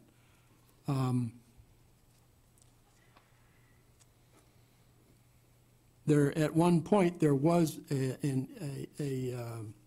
as I pointed out in the memo that I sent you, there was a proposal or something that was presented at the state level legislature to mandate a change to have billings no more than 2 months out. I frankly can't see why the legislature should be mandating how local units bill their utility bills, but anyway, that has been talked about, and it was in committee, and it may or may not be in committee. Maybe it'll never come up. I hope it doesn't, because it forces the hand of all the locals that do their own billing. Possibly that was generated around the time of the Flint water structure problem and billings on that where people are seriously behind. And you read in the paper almost every day how many uncollected and delinquent bills there are in Detroit and Flint and others that have large utilities. People just don't pay the bills, and it's in the millions of dollars. Now, that will affect South County Water. It won't affect us because whatever delinquent sewer bills we have, they're added to the tax bills And the county treasurer reimburses us for that, and then they collect them. It doesn't save the taxpayer any money because they're going to have penalties and interest and the like, but it doesn't cost the township anything for delinquencies because we're reimbursed for that. So that's not an issue for us. The issue for us, really, I guess, is to provide just an additional service and convenience to our customers. They're going to be inconvenienced regardless of what we do. In one respect, they will no longer be able to pay their water bills at the township, starting about the 1st of March. They'll have to send them or deliver them to South County Water's office, because when you bill monthly, you need the information quicker than you might get it if it was quarterly, so, and coming here. So they've asked us to not collect those anymore, and we, of course, follow their request. Are there any questions or anything that someone might have? Mr. Steiner? Mr. Francis, You guys can come to the mic too, South County, if you want, if anybody has any questions. Mr. Francis, you and I had a pretty long conversation on this, and I'm just going to shoot these off real quick, and I know you've got a little more background. But you and I talked, and I said, what about the possibility of working with South County to combine water and sewer bill? That would eliminate one postage bill per month by putting those two together. Can I respond to that one right now? Or do you want to ask some more? I'll go ahead and get a couple, Right. and if you need, I'll remind you what they are. The other one was, I know that there's a fee structure when they do read the meters. I think you've got something to address on that they would reduce the rate a little bit. Because if they did a different billing cycle, then we'd get that reduction. South County is going to an auto pay where you could have it deducted out of your account. In fact, today is the first time I've seen notification that the county's doing this. I got that in the mail today. And the other one, it's way out there, but I know I brought up a few times, we could talk later on this with county and ourselves about e-billing, which would reduce some postage as well. So again, if you want to just touch base on the combined water sewer bill, the billing fee, and the auto pay. Oh, don't talk about technology. That's crazy talk. Staying up with the times, Paul.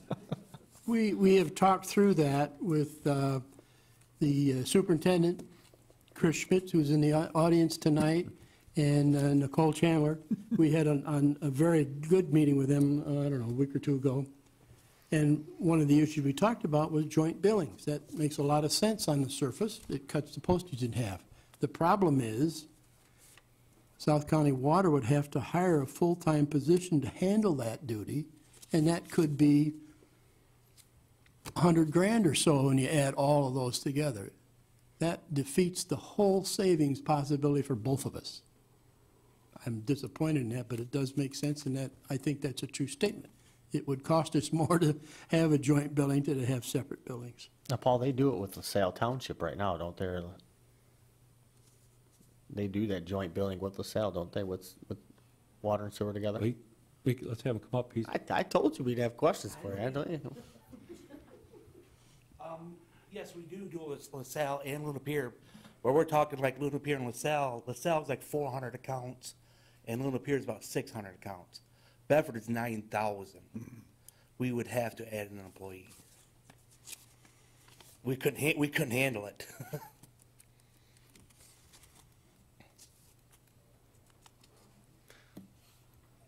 Okay. As far as the e-billing, I think that's something that we need to look into, because the technology moves forward, whether we like it or not, almost on a daily basis. And we need to be looking at that for any possibility of savings. You mentioned The auto pay form, which is the in. auto pay form. We already use that here, have for years. Not a lot of people use it, but those that do really like it.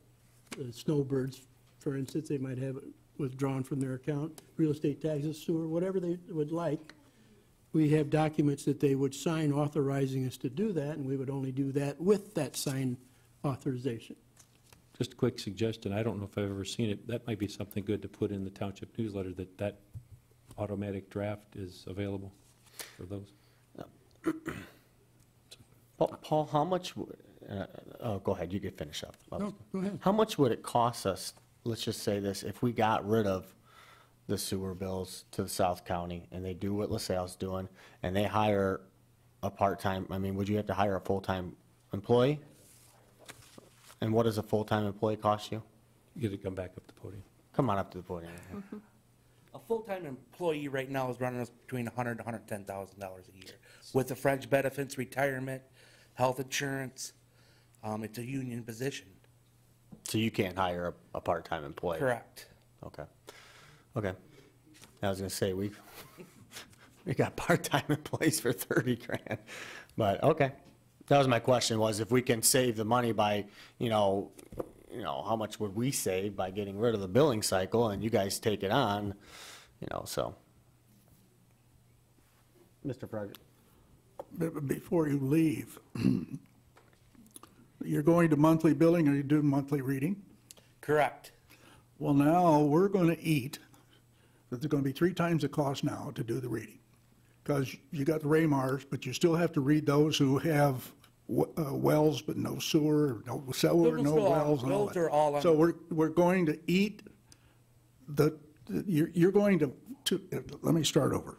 You are going to read the meters once a month now instead of quarterly. Correct. So the cost for reading the meters is now going to go up by 3 times, or 2.5 times, or something. Because if it costs you $1 to read them once, it's going to be 1, 2, 3, it's $3. For you guys, are you talking about the bill that we send you, the Bedford Township? Regardless, we're going to eat the cost. Actually, we lowered yours by $4,100 a year by reading the meters. Okay, The but you're numbers I now, gave Mr. Francis, we lowered our fees of reading the meters. Is that if we go to monthly with sewer, or the way we are now? The way we quarterly? go, you guys go to monthly. Oh, if we go to. oh, yeah, well, that's my question, because if you're going to go from $4,000 a year to $12,000 a year to read the meters, We actually lowered them, sir. okay, instead of 12, 10. You lowered it, but we're still going to pay that, whether we go along with them or not. So that's going to be a cost of operation that we're going to have to pay. Did you want to address this question? Well, I thought we talked about it at that meeting, and your projection was it would be about the same on a monthly basis as it is now on a quarterly basis. Well, from the wells, we're $2.50 per account. We lowered those to 80 cents. We split them in thirds, and actually, if we go 80 cents times Can 3. you come closer to the mic? If we go 80 cents times 3 is $2.40. So we actually saved you 10 cents on each account monthly. Same thing with our residentials.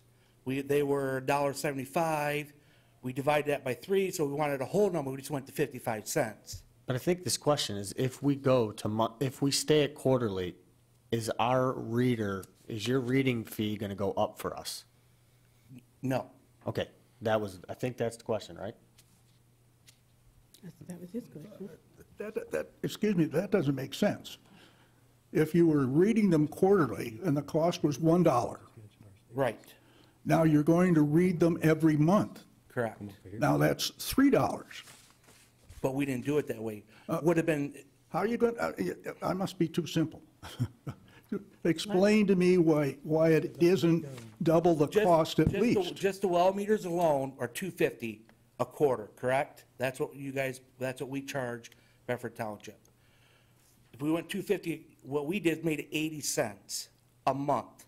So if you go 80 cents times that by 3, it's $2.40. So you're not going to change our overall cost. We actually lowered it a little bit. Okay. Okay, any more discussion? I just want to say one thing. I did talk to State Representative Jason Shepard today about the legislation a little bit, and I just wanted to read what, there is no bill pending regarding the requirement about going to, monthly or bi-monthly. That was when the Flint crisis happened, they threw it out. They do not want to dictate to the townships how to do our billing.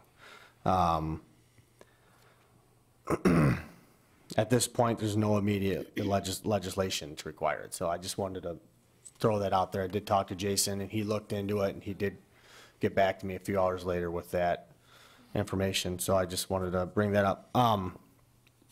Ms. Tenderberry? Thank you. I wanted to clear that up as well. Okay, so are you saying that we have to go to quarterly? It can still be worked out if we stay, have to go to monthly? It can still be worked out if we stay quarterly? You guys can still stay quarterly. We are going to monthly, though. Yeah, well, yeah. The only, What do you I wanna think do? the only thing that Trying to- goofs it up, Nancy, is if we go to, if we stay quarterly, we have to be on the same dates with the BSNA software. Correct. If we do that, everything runs smooth, nothing change, but if their dates are goofy with our dates, everything's goofed up. Well, since you did such a nice thing to Luna Pier and LaSalle, couldn't you make your dates the same as ours? Would you be willing to Well, they make are. that? We are, but They're as gonna long be. as you go monthly with us. Well, no, we stay no. quarterly. If Yeah, you stay quarterly is every I 3 don't- I'm not months. sure how it's going to work quarterly with us going to monthly. I think, Paul, can't you were, answer that. Paul, you Can't you- figured that out though, didn't you? If we stayed quarterly, it would work out if we Okay, stayed the just make date? it the first of the month. Yours is always the first of the month. Quarterly is 3 months, so if it's always the first of the month in 3 months, what's, That possibly could work. I can't promise you that. no, well, I know you don't promise a politician anything, but I'm saying, would you be willing to look at that and work Correct. that out? Yes. Okay, so that's something that's on the table. The other thing is, no matter what we do, I still haven't grasped the whole thing of how we need another employee. The Treasurer's Department has 4 full-time employees. It was raised a moment ago by Rick that people pay by mail, they pay online, they pay, credit card, they call in with the credit card.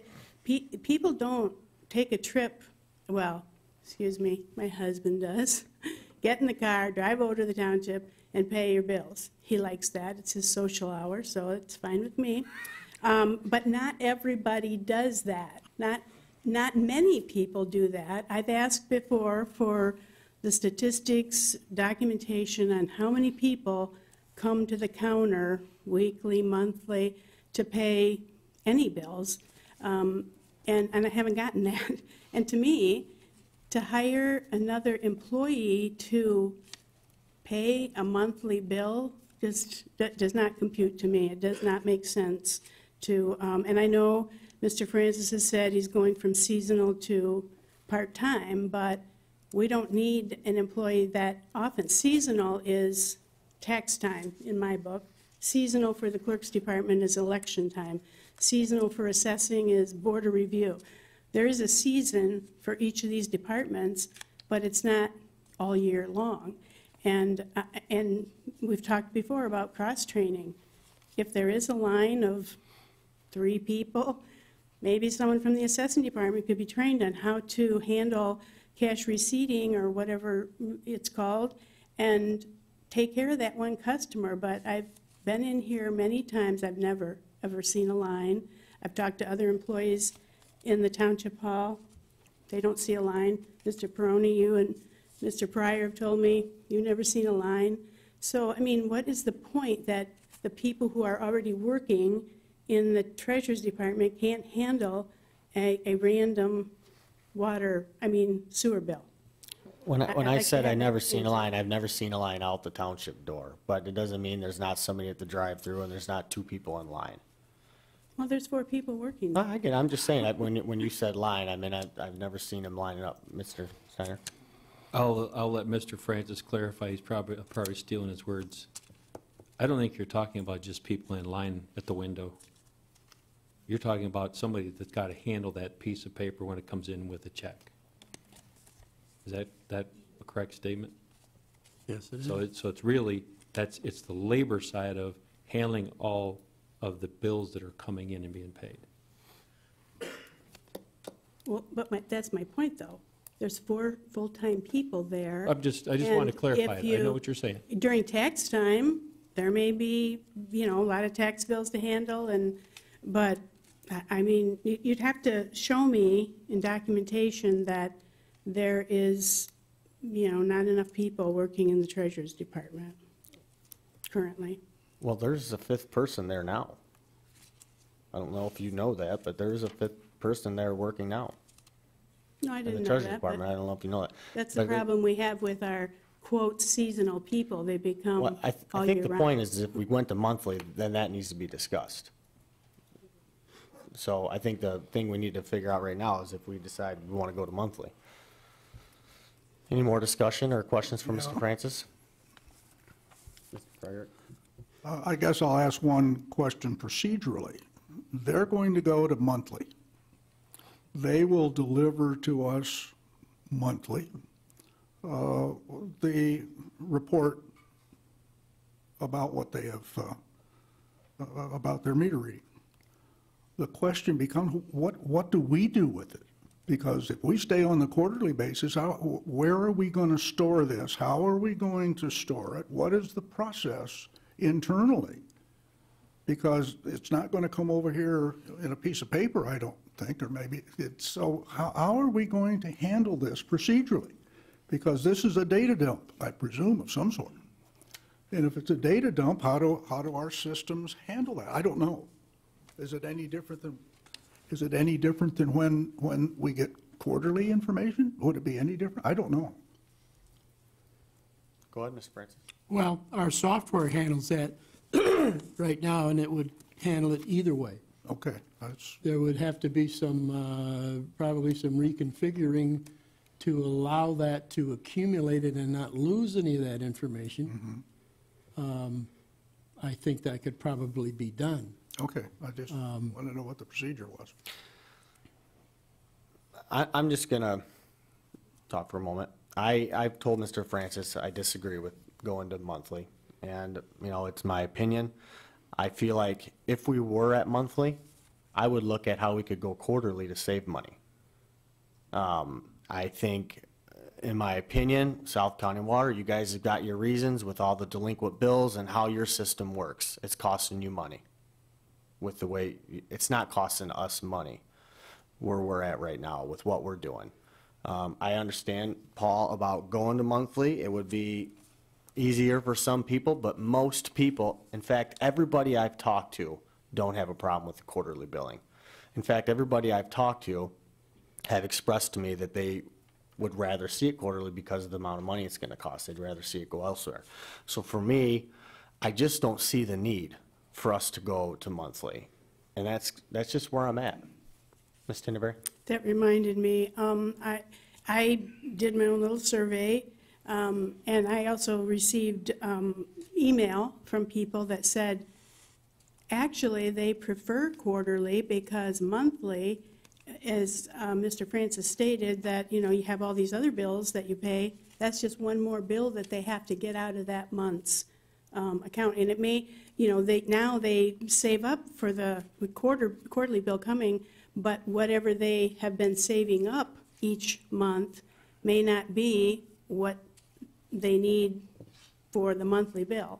So, you know, several people that emailed or spoke to me said that they would, going monthly would not help them. Any more discussion? I have a question. Ms. Hirschberger? Paul, did BSNA say they could do this? And is there going to be an increased cost for BSNA to do this? I haven't Go seen any, monthly or I haven't stay? seen any financial numbers on that. I think they can do about anything at BSNA. That's why we hire them, and I think they're the best in the business. I think they designed the software that we're using right now. This would be a fix to that or a modification of that. I don't know what the additional cost would be for us to stay quarterly.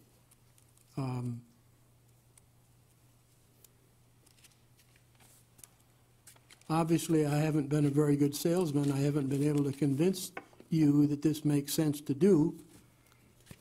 I still believe it is the right thing for us to do at this point in time, because the transition and the coordination between South County and us needs to be seamless. And I could see some problems arising if we were on different cycles.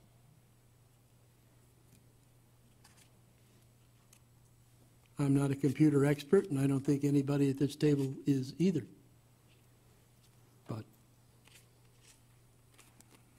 I guess enough said. Any more discussion? One more question for Chris.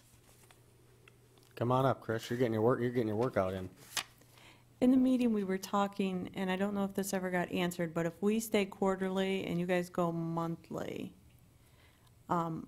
is that going to overlap the first time when we bill out? Are they going to be able to pull those numbers and people get hit with the right amounts?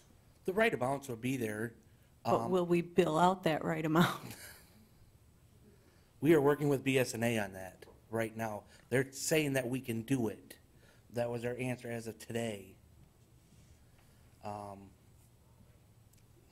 let you- I talked to Mitchell today, and can it be done to stay quarterly? Yes. There is no additional charge to go monthly, but the transfer of us staying quarterly will be very chaotic the first time we do it, because how it's set up is we either grab one usage or we grab 3. They have not designed anything right now to grab 2, and that's what we would have to do in order to do their monthly billing when they change over. If we stay at the 3, then we're actually going to be grabbing people's usages that they've already been billed for, and we don't know how to fix that yet. So the first time that we're doing all this is going to be very difficult on both South County Water's end and on our end. Well, shame on South County Water for doing this. Well, not shame on us. I think it's the best way to go. The worst bill out there for a person to pay is a quarterly bill. Look how you pay your car insurance. Almost everybody pays their car insurance monthly because they can't afford to pay it every 6 months. That's the way it works. Everybody lives on a monthly budget. So we go to monthly, this is more easier for them. This also, on the other point, takes us, when we're reading quarterly, I come to Mr. Peroni's house, I read his house quarterly, so I'm there. I'm not back to his house until 3 months down the road. He could require a leak, I won't know nothing about it, he might not know nothing about it for 3 months. Next thing I know, he's got a $3,000 water bill, he's coming to me. We're trying to get away from this because the expense of water from the city of Toledo is very high. I guess I look at it this way, is 10 years of this buys basically an apparatus for our fire department. We just talked for an hour True. about how we can crunch numbers and work things out. We have to get creative here to save money, and we do. And we've done a very good job of crunching here and there. I mean, this is one of those areas. I'm willing, and Amy's going to give me the eye here because I don't work in the department, but I'm willing to take the chance on the chaoticness on your behalf for a quarter and see how it goes rather than spending the money. And, you know what I mean? We never know if it would have worked out. Mr. Steiner? I have a quick question. I just heard when BSA software goes out and grabs 3 months, and now you're going to talk monthly for South County, but I heard 2 months. Why would we have a 2-month grab? Is South County going to start this in the middle of a billing cycle, or? Well, we have several different sections. We actually bill 8 times a year. So we have a section 1 that's going to go out November 15th through February 15th. They'll get their normally quarterly bill. When South County Water does section 2, which is and all our large users, our well meters, everything, they're going to go out and bill from December 16th through February 15th. Am I correct? And that, we've already billed them through December 15th. So when they go to bill at the end of February, and we have to grab January's and February's, they're going to grab January's, February's, and December's. And they haven't figured out how to do that yet as far as to only get 2 usages for January and February. Okay, that explains. Does that I make didn't know sense? you were doing it in sections. Yep. Okay, that makes sense then. We read in 3 sections, because we have, our 3rd section is Luna Pier, Erie, and LaSalle. That's how our 3 sections work. It's different than what Bedford is. Okay. Okay, somebody have a motion? Just so the board goes on record and makes a decision tonight, if they're ready to, I would respectively request approval to coordinate with South County Water System and switch from quarterly to monthly sewer billings beginning in March of 2018. Okay, we have a motion. You have support? I'll support for conversation. A motion and support. Discussion? Seeing none, could you call the roll, please? Mr. Francis? Aye. Hirschberger votes aye. Ms. Tinneberry? No. Mr. Steiner?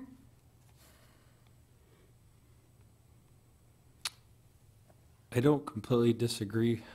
I think it's one of those things we should try it with the quarterly. If it doesn't, then we switch. So I respectfully, I'm going to have to say no.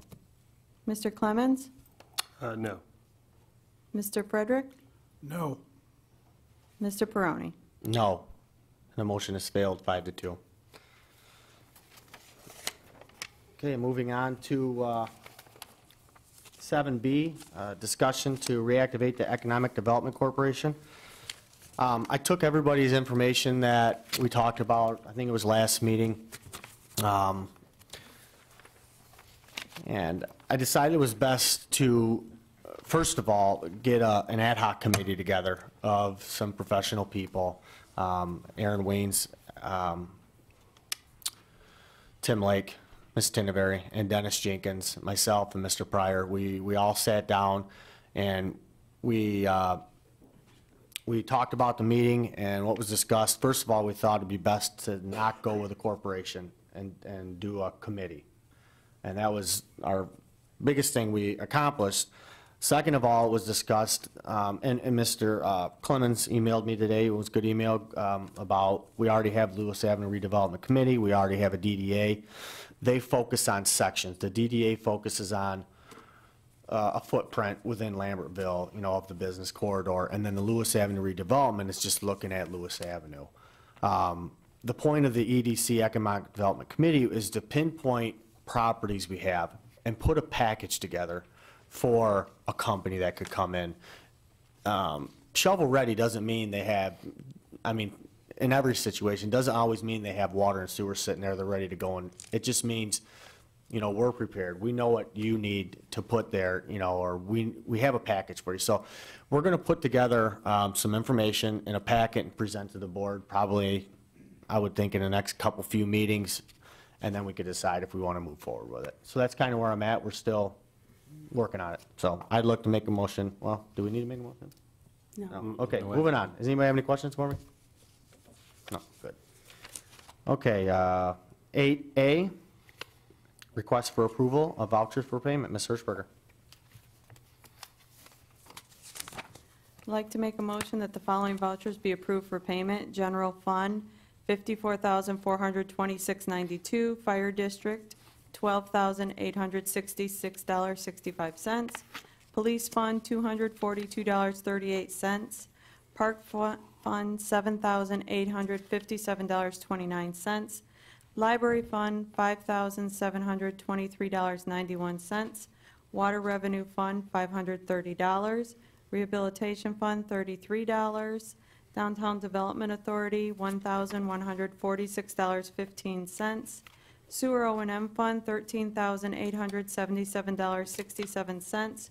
Trust and Agency Fund, $538, for a grand total of $97,241.97. Second. Motion is supported. Discussion? Seeing none, could you call the roll, please? Hirschberger votes aye. Mr. Francis? Aye. Mr. Frederick? Aye. Ms. Tinneberry? Aye. Mr. Clemens? Aye. Mr. Steiner? Aye. Mr. Peroni? Aye, and the motion passed 7-0.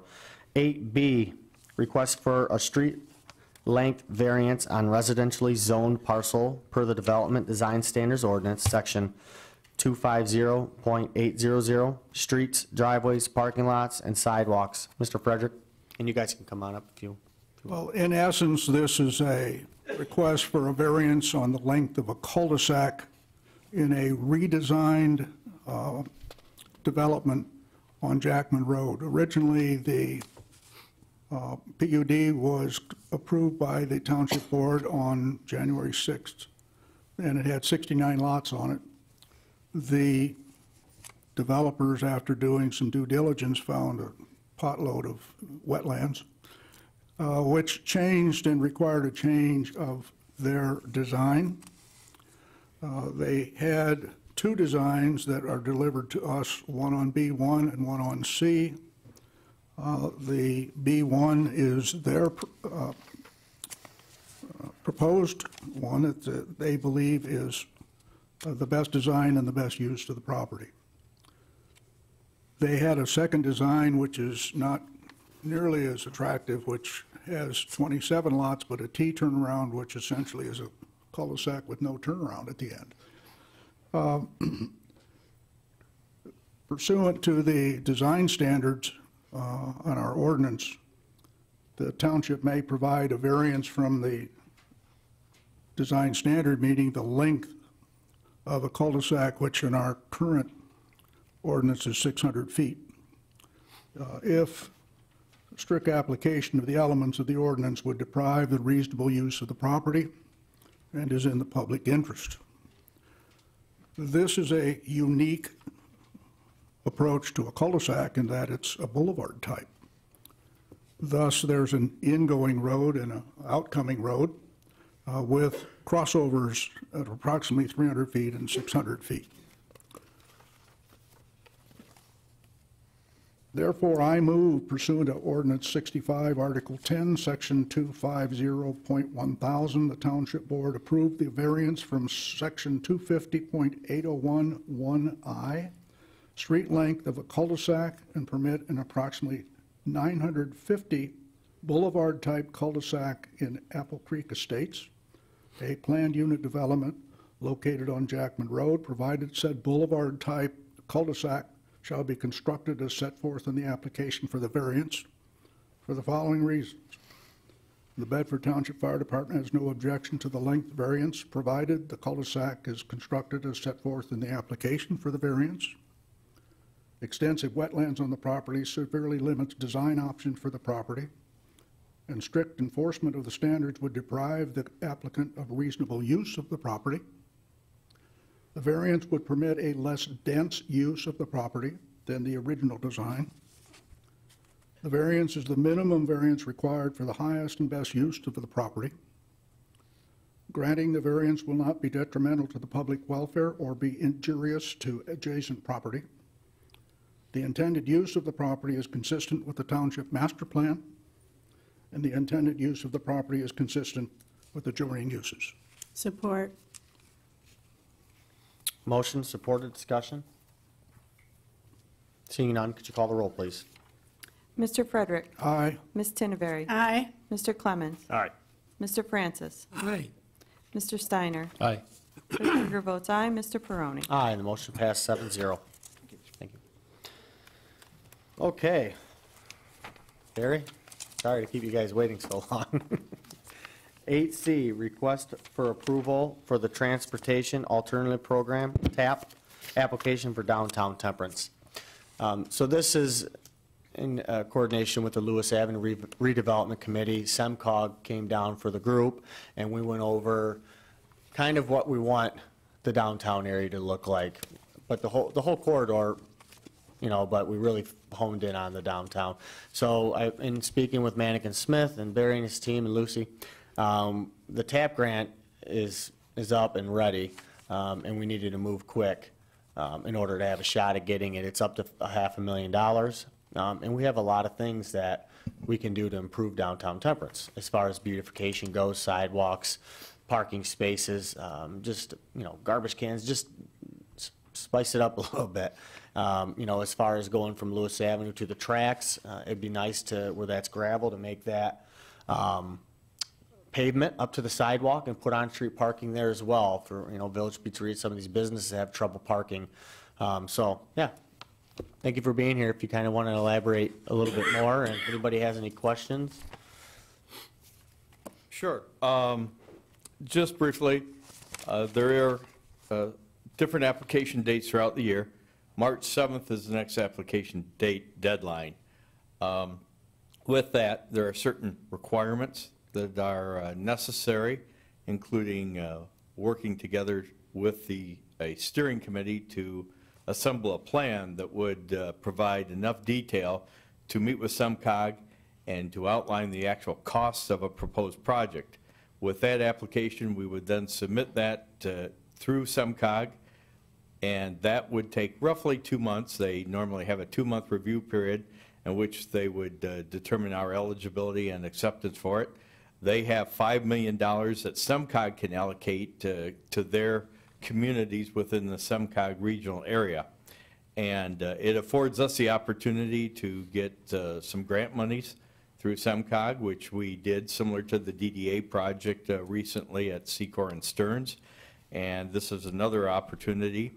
But as you can see, by March 7th, we've got a lot of work to do between now and March 7th, including coming back to the board for another approval resolution once we get this thing assembled. So we would also submit that.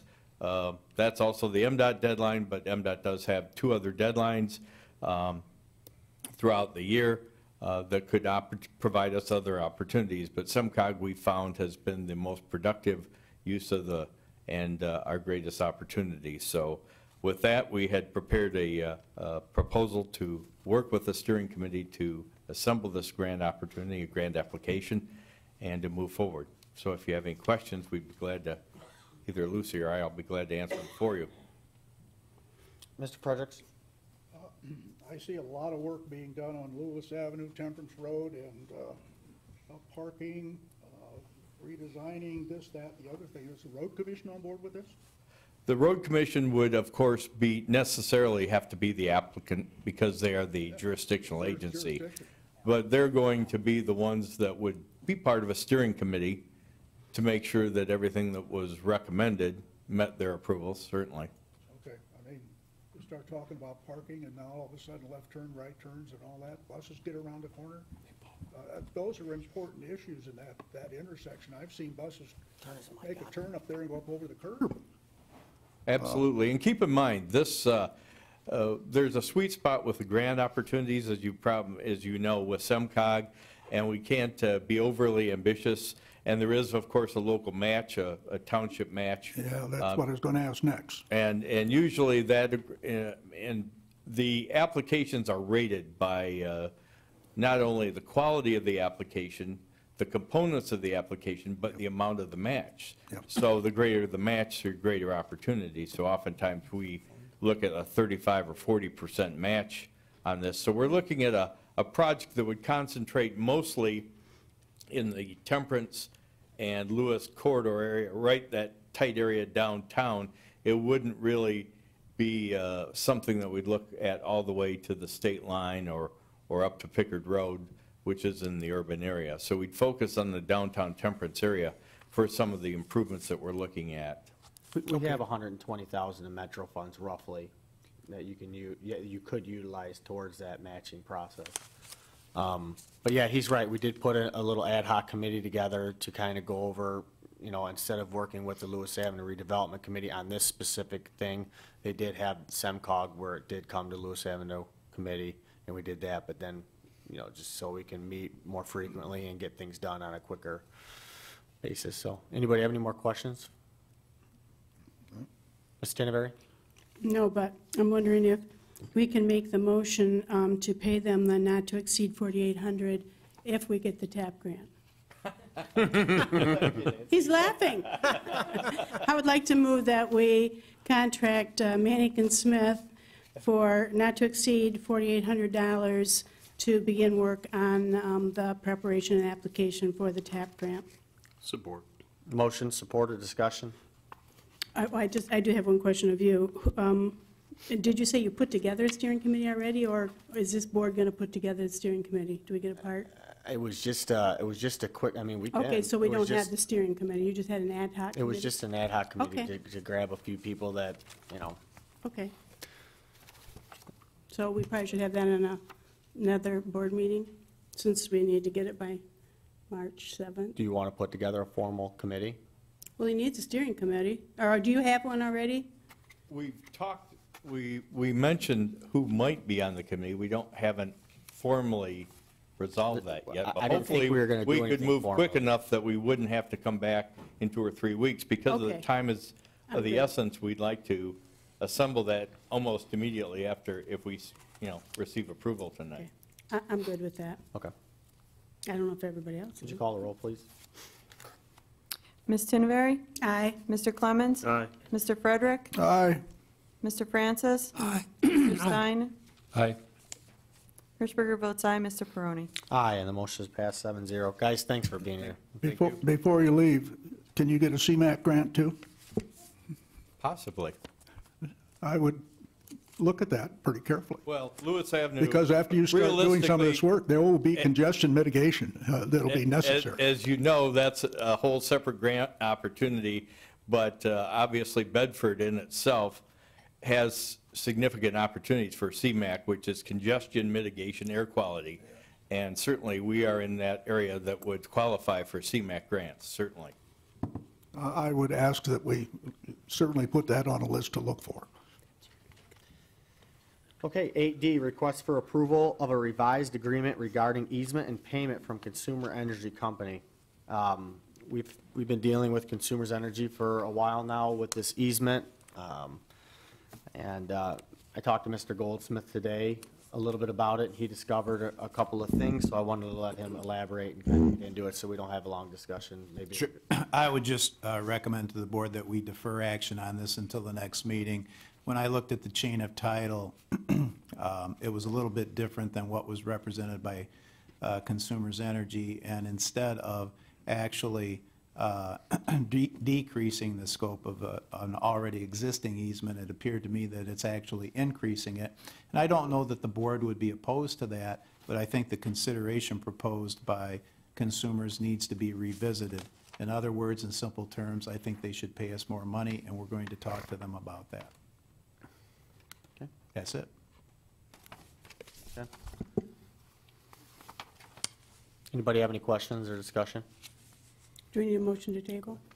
I move that we table this agenda item regarding Consumers Energy until the February 6th meeting.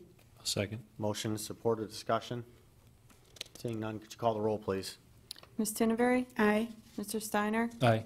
Mr. Clemens? Aye. Mr. Frederick? Aye. Mr. Francis? Aye. Hirschberger votes aye. Mr. Peroni? Aye, and the motion is passed 7-0. Okay, 8E, request for approval to purchase a snowplow blade for the 2002 Ford F-250, now maintenance truck. So this truck, the fire department has had, I don't know if you've had it since it was brand new, I think you have, but it was to tow the trailer, their disaster trailer. They no longer need it because they gotten rid of the trailer. I asked if we could acquire it for our maintenance department to assist in the subdivision snowplow efforts. It is a truck that's capable of holding a 9-foot snowplow blade. I looked at used, I called all over trying to find used, and we did find one that it was a 7.5-foot blade, but it was $2,000. The new ones have a 2-year warranty. And the 7.5-foot blade is kind of small for neighborhood snowplowing. So it's pretty simple. I mean, either we budgeted $10,000. So far, we've used about 2,200 of the 10,000 we budgeted in assisting in removing snow in the subdivisions. We do have roughly $43,000 in the maintenance department budget left. It's not specified for a snowplow blade for this truck. It was talked about we needed to replace one for the next agenda item, but for this is something that's kind of come up in a way to alleviate a problem that we have. The road commission cannot handle taking care of all the subdivision roads on day one of a snowstorm. If we get a foot of snow tomorrow, they will not be there for a few days. And people will be stuck, schools will be closing. And I am in discussions with the schools about partnering with them in this endeavor as well, and they'll be getting back to me on it. But we have it set up right now to where if we put a plow on this truck, we would have, I would have one seasonal guy go out with our maintenance guys if they went out, and he would work with them for probably about the first hour and a half. Because typically Pat Thatcher right now, he'll go in the big dump truck, or I'm sorry, he'll go in the smaller dump truck, he'll clear everything out, and then his guys will come with him, clear sidewalks, and then he'll go back and get the big dump and spread salt.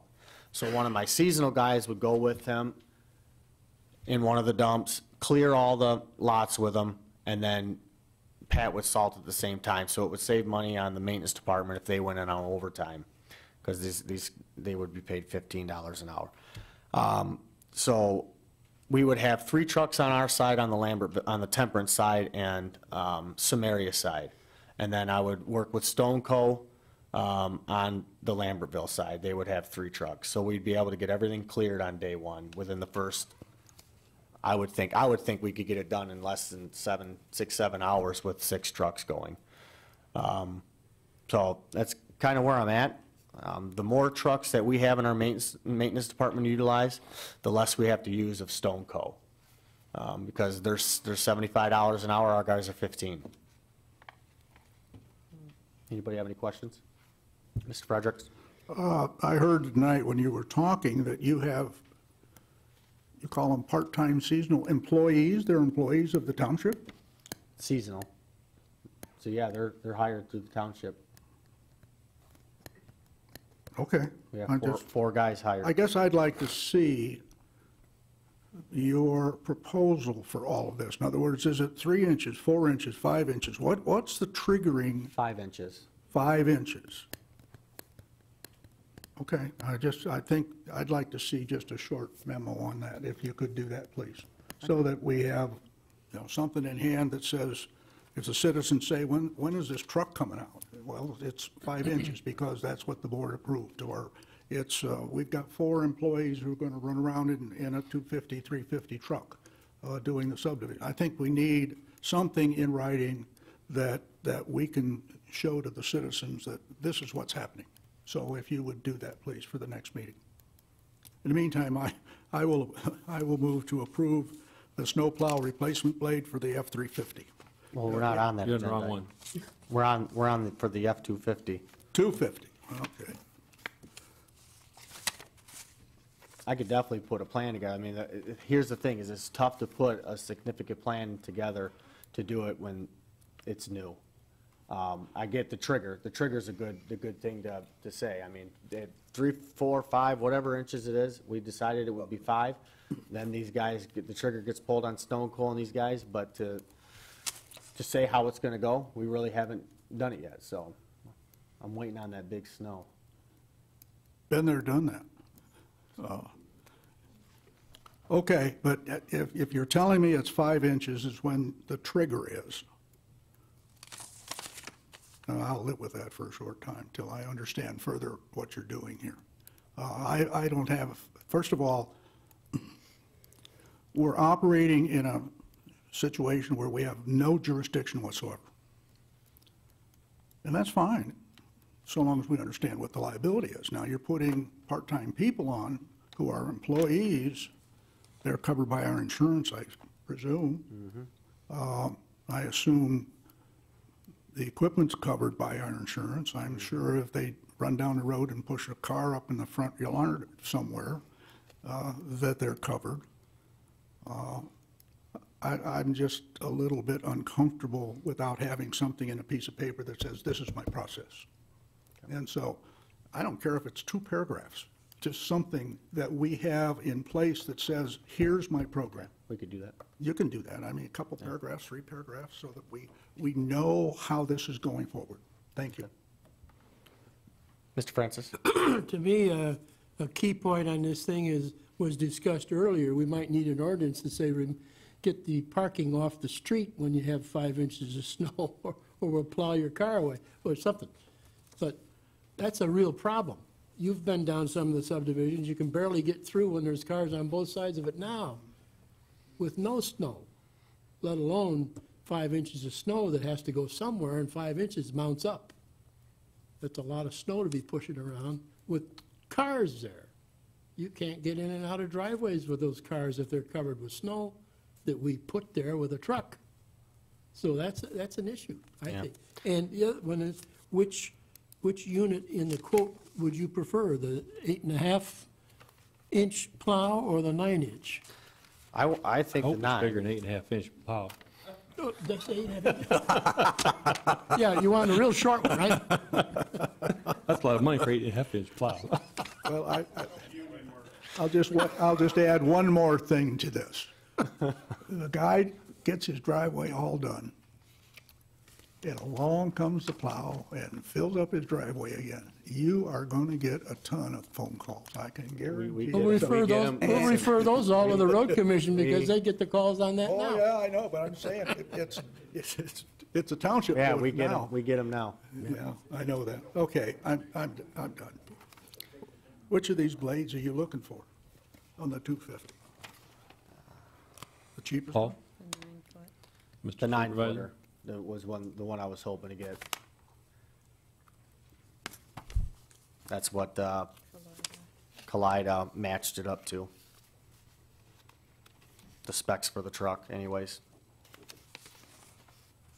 And that truck will, According to Cool. them, they Okay, spec'd it out to our truck. You know, this truck only has 30,000 miles on it. Just the white one? It's white, it's in beautiful shape. I mean, it should last for a long time. If you look at the quote that we have from Abco, that was an 8.5-foot plow, and they had a minimum front axle weight rating of 4,800 pounds capacity. So if we're looking at a 9-footer, we're probably looking at over a 5,000-pound capacity. And also, I noticed that Kaleida Equipment has a note on their quote that says, due to the extremely volatile steel prices, our quote prices may change at any time. So we would have to really lock that in if that's the one we went with. Yeah. And say not to exceed. I mean, either plow will work. I mean, the bigger plow you have, the more snow you're gonna clear. And, you know, typically they do 2 swipes. I mean, I've been around the Western plows before in Fishers. I preferred the Westerns, but it's been a while since I've used them.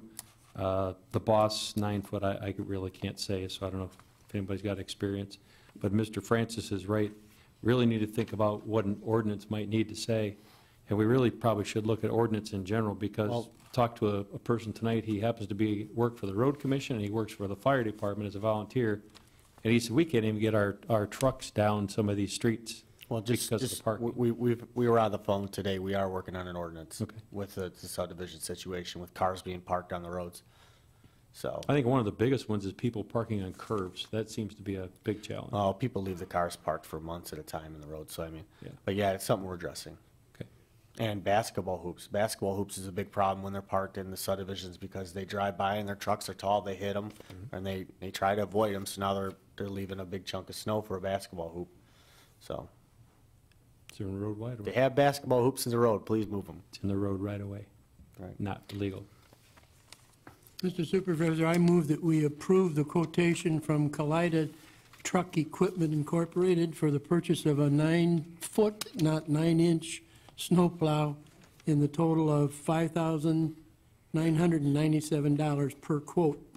And the quote does say that it's valid until February 23rd. So hopefully that'll be honored. Okay, we have a motion. Support. I'll second it. Motion is supported by Ms. Tinnevery. Discussion? Just one quick thing.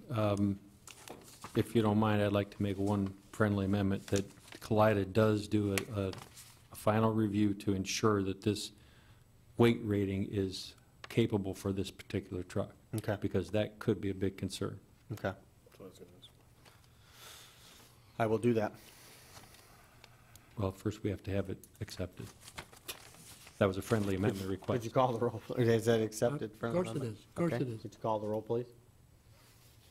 Mr. Francis? Aye. Ms. Tinnevery? Aye. Mr. Steiner? Aye. Mr. Clemens? Aye. Mr. Frederick? Aye. Hirschberger votes aye. Mr. Peroni? Aye. Motion is passed 7-0. I will say that we get a lot of phone calls with the efforts we have put into trying to clear the subdivision roads on day one. I mean, so Okay, 8F, request for approval to purchase a snowplow replacement blade for the 1995 F-350 Ford maintenance truck. I'm looking to replace a 38-year-old snowplow blade that is being used on a 1995 Ford F-350. This truck will also be used to assist in snow plowing subdivisions. Please see attached quote. This is an older truck, but, I mean, you wouldn't know it. They take very good care of their stuff. You know, I mean, the smaller dump they utilize for the cemeteries, right, Ms. Hirschberger? Because it's smaller, they can get in and out easier. So it does have a multi-purpose use. But yeah, I mean, this is an old plow blade, and either way, it should be upgraded. Mr. Just a Frederick? question. One of them's poly and one's steel. Which one do you want? One of them's what? I'm sorry? I didn't hear what you said. One of them. One's poly, meaning, and the other one's steel.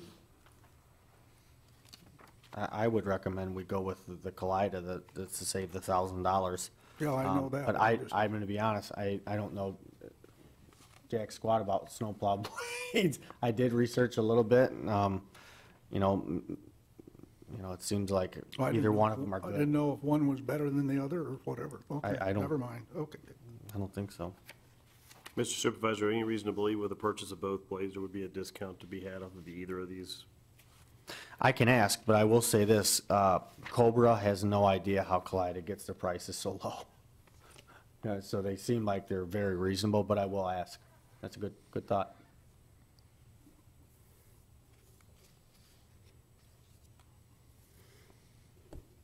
Was that motion that Mr. Frederick made earlier apply? Because I'll second that. Okay. You mean the one he made out of order? Is that- Can you read I the didn't even know I made motion? that motion. I must have slept through that night. It was a If- few minutes ago. Why don't we have a formal motion? Okay, I'll move that we, shoot, yep, I lost my thing here. Yeah, that's- Approve the purchase of the Kaleida snowplow at $6,500 plus $278 for the installation. Need anything else? That's a snow deflector. Snow reflection. That's a separate. Yeah, we don't need that. The installation is right Okay. here. I thought the road commission said you needed that, but okay, forget the $278, just $6,500. And I'll second hers then. Yeah, And Mr. Peroni, this includes the removal of the existing plow, 'cause I noticed there was a separate line item in the other quote, so We'll probably remove, our guys can do that. Yeah. Okay. get some scrap money for it, sell it. Okay, we have a motion and a support. Discussion? Can I ask a question? The other blade came with a snow deflector. You're sure we don't need that? I'm just pretty sure- asking, I'm because the pretty other sure one the road came with it. commission said that you should have that because I asked them today, actually, about the, because in years past, they have chipped the curbs without the snow deflector, so I'm just saying, they said, oh, no, they won't chip the curbs, you need that snow deflector. Just saying. Okay, well, then maybe we should get it then, but I will say this, if you're getting, well, you're still $600 too far, but Let's see that it has the snow deflector. Cobra is, local, they are a Michigan company, but it's $600 more. Kaleida's out of Ohio, but just a thought. That's what you said you wanted. All right, Who save denies you $1,000. what you want? I mean, $1,000. seriously. Okay. That was my Yeah, motion. let's get, okay, add the snow deflector. Did you want to add that? Yeah, add it back on again, yeah. Add it back on. Add it back. Okay with you? So it's not to exceed $6,778. That's good, thank you. Okay, could you call the roll, please? Ms. Tinneberry? Aye. Mr. Frederick? Aye. Mr. Francis? Aye. Mr. Clemens? Aye. Mr. Steiner? Aye. Hirschberger votes aye. Mr. Peroni? Aye, the motion is passed 7-0. Thank you. Okay, 9, comments from the public. Comments limited to 5 minutes for each individual.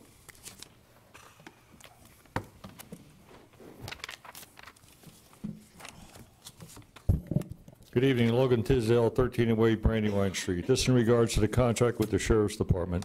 Section 1.2 of the contract defines a contract deputy sheriff as one or more deputy sheriffs which the sheriff shall assign full-time work within the local unit of government. Section 1.3 says that this agreement is for 10 deputy sheriffs provided to Bedford Township for the term of the agreement. Section 1.5 defines county general fund deputy sheriffs. These are the ones that we pay $1.9 million for, along with the other townships who pay their share into that fund, as deputy sheriffs, which the sheriff will provide for normal law enforcement services at no cost to the local unit. Section 2.7 speaks about substitutes for vacation, personal days, and training periods, saying the sheriff shall provide a substitute for these contract officers at the basic charge set forth in Section 3, if requested by the local unit. Section 5 says that there will be no reduction in county general fund deputy sheriffs and equipment, and that the sheriff would provide for normal law enforcement services to the local unit unless there was a forced reduction within the sheriff's office requires by the county. That means the bottom line is that even if we have contract officers, they still have to provide these county general fund officers. My question to the board is this: how many contract officers do we have? Can you name them? And lastly, what are the other hours that appear on the hours section of the monthly summary report? The stats I'm giving you come from the service reports from February 2017 through November 2017. My question is this: is Detective Hooper a contract deputy or a county general fund deputy that would be available to Bedford Township if we have no contract officers? His hours for those months were 899 hours at a cost of $37,605.97. That's the 80-20 rate.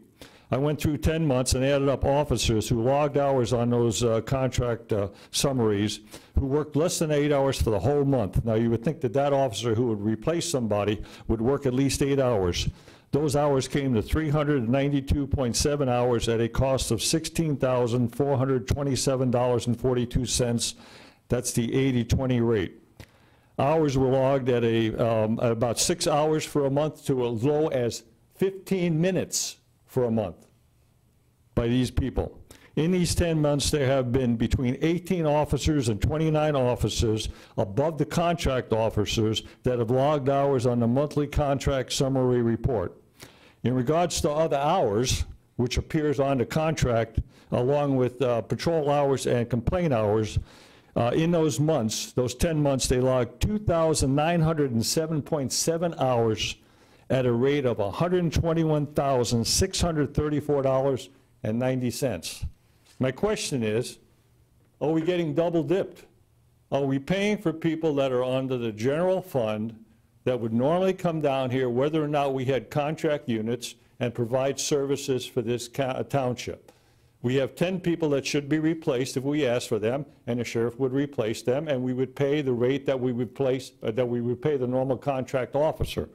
My question is, even Major Kemp logged 1 hour on patrol in July of this year. He's not a contract officer that I know of. And my understanding is that, there's people that are logging these hours way under 8 hours. Now, if you're going to replace somebody, you would think you would work the full 8 hours for them. Well, they're 1.7 hours, 1.5 hours, 1 hour, 5 hours. I don't understand how they can log these hours against the contract and not be a substitute for the people that are normally working our contract.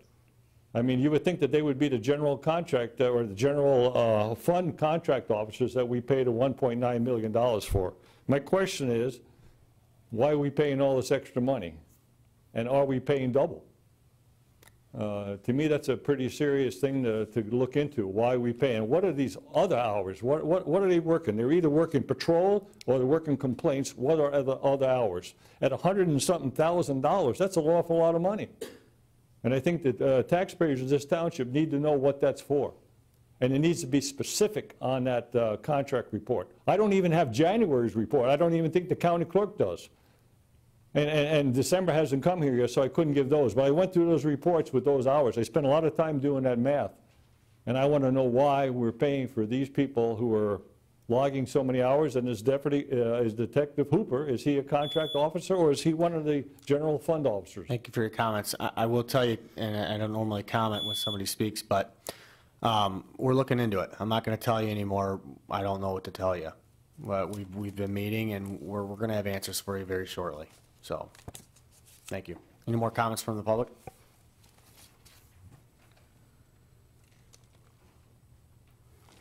Real quick here, because I know it's late and everybody wants to go home. Dean Ansel, 2005 Center Drive. I'd like to clear a few of the elephants in the room while we've got Lieutenant Cuevas here, because I know it's been said before by this board that the state police, the only thing they do is stop cars. They're there for traffic enforcement only. Is it, Mr. Peroni, is it out of line that we ask Lieutenant Cuevas why he's here to clarify that? Is all that the state police do is stop cars? And on that, to add on to that question, does the state police take calls, as in domestic violence calls, drunk driver calls, breaking and entering calls, bank robbery calls? Do they take calls, or do they just stop cars? He could come up when you're done, or you can. Would you Go mind ahead, it's just answering that, Don, go ahead. Lieutenant? The short answer is we do all of that. We take calls, we work in the 911 system just like the sheriff's office does, just like the local police officers do. But we also have a heavy emphasis on traffic enforcement because of the statistics that I showed you tonight. So those clearance rates are from calls that we took, and we're very successful investigating those calls. Okay, thank you. Thank you. Thank you, Lieutenant. So thank you. That clears that up for me, unless the board has any other questions of Lieutenant Cuevas. Let's not walk away from this meeting with questions tomorrow saying, no, all they do is stop cars, because that's not all they do. They do it all. Second thing I wanted to say is to Chief Massengale, my hat's off to him and my hat's off to the firemen. If we as a township don't get behind these guys, shame on us. The fire department's the biggest budget, I'm sure, in our government. And it's what you people are here to do is public safety. That's number one, public safety. They're the easiest to beat up on, too, because they are the largest budget. So it's easier to beat up on them. It makes it easy. But if these guys don't have the equipment that they need to protect my family, my life, your families, your lives, shame on us. In this millage, we need to get behind and we need to push it, whether it's for 10 years, whether it's for 15 years, whether it's a mill, 2 mills, 0.5 mil. We need to get behind these guys. And there is no such thing as a volunteer fireman these days. There is no such thing. What these guys have to go through to volunteer, take that word volunteer right out of it. There is so much stinking schooling involved. There's classes. These guys got to work full-time jobs plus go to these academies and go to these fire schools to get firefighter 1 and firefighter 2. And I know, I'm firefighter 1 and firefighter 2. I'm a first responder. I know what it goes through, what I had to go through to get all this. Thank God the department I worked for sent me, or I wouldn't have been able to do it. He was actually one of my instructors 20 years ago. And he was just a little kid then. Now he's just a bigger kid. But anyhow, we need to get these kids their toys, right? That was a joke. We need to stand behind these guys. Or we're not going to have a volunteer fireman. I've talked to volunteer firemen, and if we don't back them, nobody else is backing them, and our volunteers are going to be gone. And I know if you live here in Bedford, I live right across the street, and I hear sirens going nonstop. These guys are going call after call. In relation to Ida, Erie, we don't run half the calls these guys do. The wear and tear on their equipment is double what most departments are. Frenchtown might be close, but I don't even know if that's the case. But we need to support these guys, and I hope you do. Thank you. Thank you for your comments. Any more comments?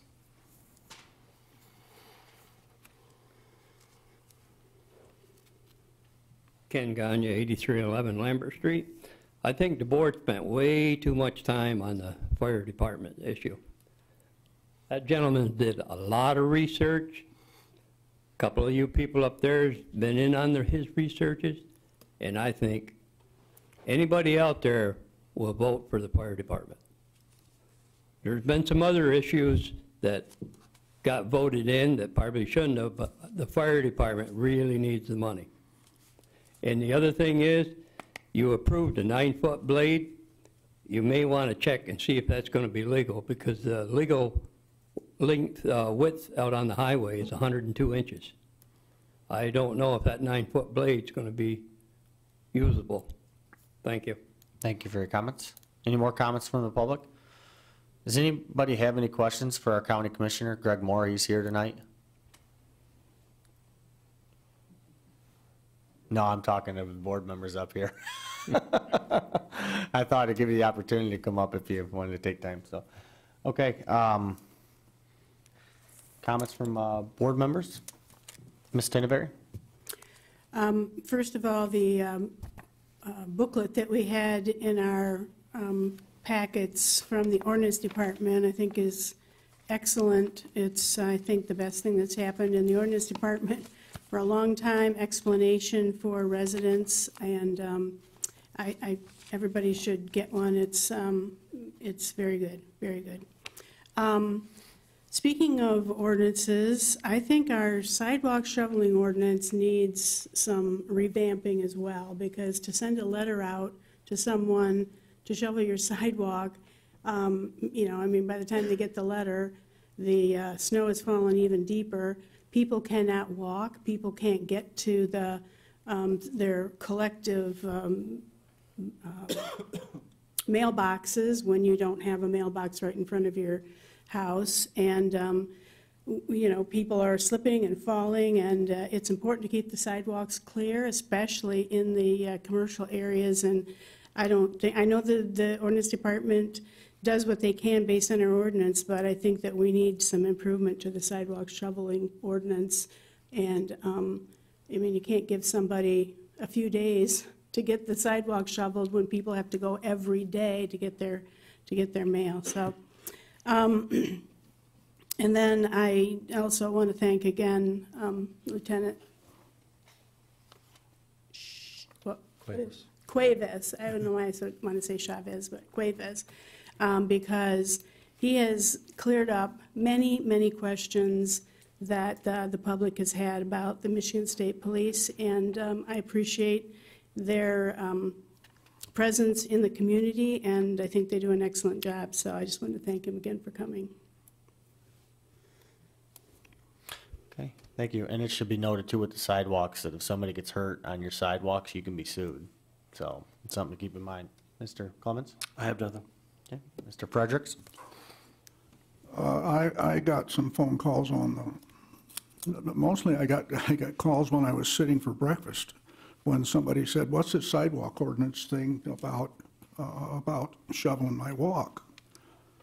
And I said, "I know there's an ordinance that says you got 24 hours to get it cleaned up." So I went and looked at it.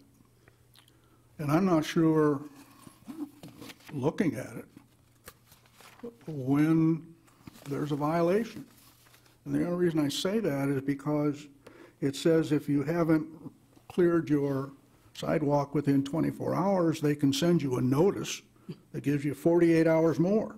So when is the violation? Is it the 24 hours, or is it at 48 hours? And then 48 hours, the sun came out in the last day and a half and melted all away? I think we need to understand, and I'm not sure who I should deliver this to, but I'd like to know, in the event you don't do it in 24, they send you a letter, takes 3 days to get there, 4 days, whatever it takes, and then all of a sudden you go over there and the sidewalk clean, but it did by nature. So when was the violation, when is the violation, and when would our people, if they were to write a citation, when would they do that? So I guess I need something from council to tell me when the violation occurs, and that would help, I think, clean up this issue. Part of the problem is we're complaint-based.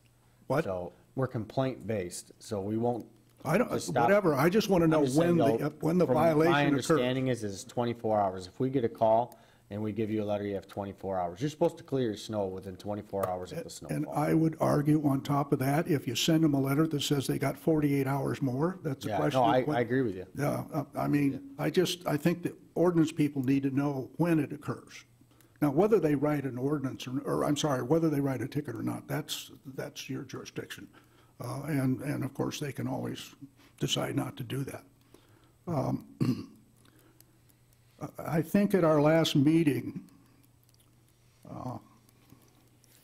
Mr. Steiner was clairvoyant but didn't know it, and we didn't recognize it. If you recall, he offered an amendment that we would look at this medical marijuana issue, actually at this meeting. And after we had some discussion, motion was made to move it to March. Well, in the interim from the last meeting, we've had 2 or 3 important issues that arose. One of them is that the Attorney General revoked an Obama resolution that says the Assistant Attorney Generals in the various regions need not put marijuana issues at the top of the list. Jeff Sessions has revoked that. And so we're kind of in a limbo now because we all know at the federal level, marijuana, whether it's medical or otherwise, is illegal. I had noticed in a couple newspapers, and I get the Detroit Free Press, and they're on this relatively closely, that some Michigan agencies have been using some of their extra money to actually go after marijuana enforcement. We know that Detroit has 62 dispensaries. We know that there are 218,000 more or less medical marijuana cardholders, 36,000 registered caregivers. We know from conversations and some stuff in the newspapers that 12 cities, 19 townships, and 5 cities have opted in. But on a total of cities, villages, and townships in this state, which there are 1,750 of them, more or less, only 50 of those agencies or government agencies have stepped up. I have a whole notebook full of information. With your permission, Mr. Supervisor, I move that we revoke the last motion to put this medical marijuana on the first meeting of March, and that we substitute it for the next meeting, the first one in February. I believe that we can do all the research we need to do in that time frame. I have a whole book I'm going to give to the clerk, and if anybody wants to look at that, they can do so. It has all the statutes and a lot of the regulations from both the licensing and regulations agency at the state, as well as newspaper accounts. And I believe after some reflection that we probably would be prepared to make a decision one way or the other. I also spent some time talking to council that if we went down the road and permitted this, we know that there is a petition out with almost sufficient signatures to put recreational marijuana as a permitted use. We don't know if the Attorney General is going to come after these things. We don't know if the local Attorney General is going to come after it. We know that recreational marijuana is coming up, perhaps. If someone starts the business, you can't take it away. You're going to have a government taking. So I think that all of that is grist for the mill. And as I said, my motion is to revoke the prior motion, which would place the issue on the first meeting in March and substitute the first meeting in February. May I make a point of order? The only way that you can bring up a motion that's already been approved on the floor is by the person voting on the opposing side of that motion. That's The only not way true. you can rescind a motion is by the person who made the motion. I made the motion. I thought you said Rick made it. I made the motion, the and final it's the motion. person who is Okay. on the affirmative side of the motion Then who you can bring can it up. rescind it. You can I rescind it. said You can't- I'll rescind it. I've revoked it or rescinded it. It's two different things. Revoking is the same process. Anyhow, that's my motion. Okay, we have a motion. Do you have support? Second. Motion, support, discussion? Seeing none, could you call the roll? Mr. Frederick? Yes. Mr. Steiner? Aye. Mr. Francis? Aye. Ms. Tinnevery? No. Mr. Clemens? Aye. Hirschberger votes aye. Mr. Peroni? Aye, and the motion is passed 6-1. Are you done with your comments? I'm all done. Thank you, Mr. Supervisor. Mr. Steiner? I too, again, thank Lieutenant Cuevas for coming down. Appreciate your information, the hard work you do, and again, limited resources, and you're really stretched. But wish we could all find a lot of money for all of our safety and our enforcement agencies to help us out, but it is what it is. But thank you for your hard work and your team, and express that from Bedford Township to your team. Fire Department, I just want to say one thing. I strongly support our fire department. I unfortunately was not able to go out on the runs with the fire department between Christmas and New Year's because I was one of those that got that ugly flu, and it was pretty nasty. So I had to cancel on them, but I will be back out when I could take some time off. I too want to say one thing. When it comes to the fire department, if a fire department showed up to my house and someone died in my house because a piece of equipment broke down, I would never forget it. And I guarantee that fire department would never forget it either. Be very difficult. And do I want to worry about $100 to say that somebody in my household was killed because a fire department apparatus broke down? I don't think so. Even if it was my dog. The dog is like a child, and I know most people that are dog lovers or cat lovers or whatever, your animals are just as precious as your children. So I would never want to lose any of those family members.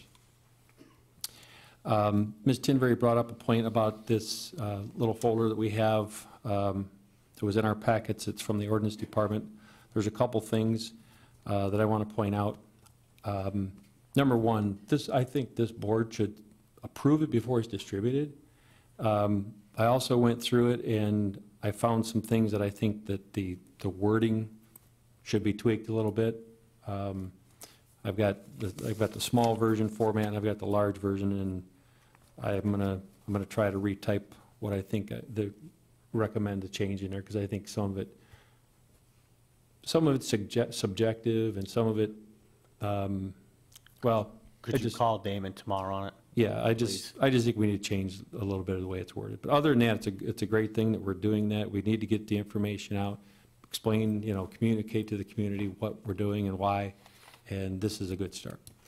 And that's all. Thank you. Mr. Francis? I have nothing more. Ms. Hirschberger? I have nothing. Okay. Good. I guess I get a little bit of time. So I was at Leadership Monroe this week. And one thing I did well, before I start, thank you, Mr. Cuevas, Lieutenant Cuevas, and Chief Massingill for being here. You guys, thank you for everything you do. I truly appreciate it. But I was at Leadership Monroe for Health and Human Awareness Day, and I was absolutely blown away with the sex trafficking discussion they had. And what is her name again? Tressa Duffin. She's the chair of the Monroe County Anti-Human Trafficking Coalition. She's going to be here February 6th. I don't know if she's asked for your permission yet, for our town hall meeting, next town hall meeting. I think it's just that important for us to be aware with what's going on in Michigan and America. I mean, I was blown away with some of the statistics. Human trafficking is a modern-day slavery which can occur as labor trafficking or sex trafficking using force, fraud, or coercion. Anyone can be a victim regardless of race, gender, age, education. It is estimated that 100 to 200,000 American children are being trafficked in the United States. The average pimp makes $300,000 a year. It's an $18 billion industry in America right now. And this year at the Super Bowl, you'll see 750 kids being trafficked there alone. 1 in 3 runaway children would be approached within 48 hours by a trafficker. For most, prostitution is not a choice. Social media plays a huge role in recruitment for our youth. Pay attention to what sites your kids are on. It's one of the biggest problems. Human trafficking is the fastest growing criminal industry in the world. Based on our state's extensive highway system, international border, tourist areas, casinos, etc., Michigan is a prime state for human trafficking to thrive. Toledo is the 4th largest city in trafficking in the United States. The corridor exists from Columbus to Detroit. I'm probably going to take some slack for saying this, but if you click on a porn site, you are supporting this. So, I just thought I had to say that because this really bothered me with 2 girls from 5 to 8, and you hear about some of the ages that it happens to, and they're not out of the age range. So I thought I would share that because it really touched my heart this week when I was there. If you do suspect something, I posted something on Facebook today. I'm going to be blasting it out there tomorrow. If you do suspect something, there's a number you call. It's a hotline. It's 888-373-7888. And if you see something happening, you can call 911 always. But there is a hotline to tip this, them of what's going on. So, like I said, I thought I'd share it, and she did an amazing job in that class. But that is all I have. If anybody has any questions or thoughts, seeing none, we stand adjourned.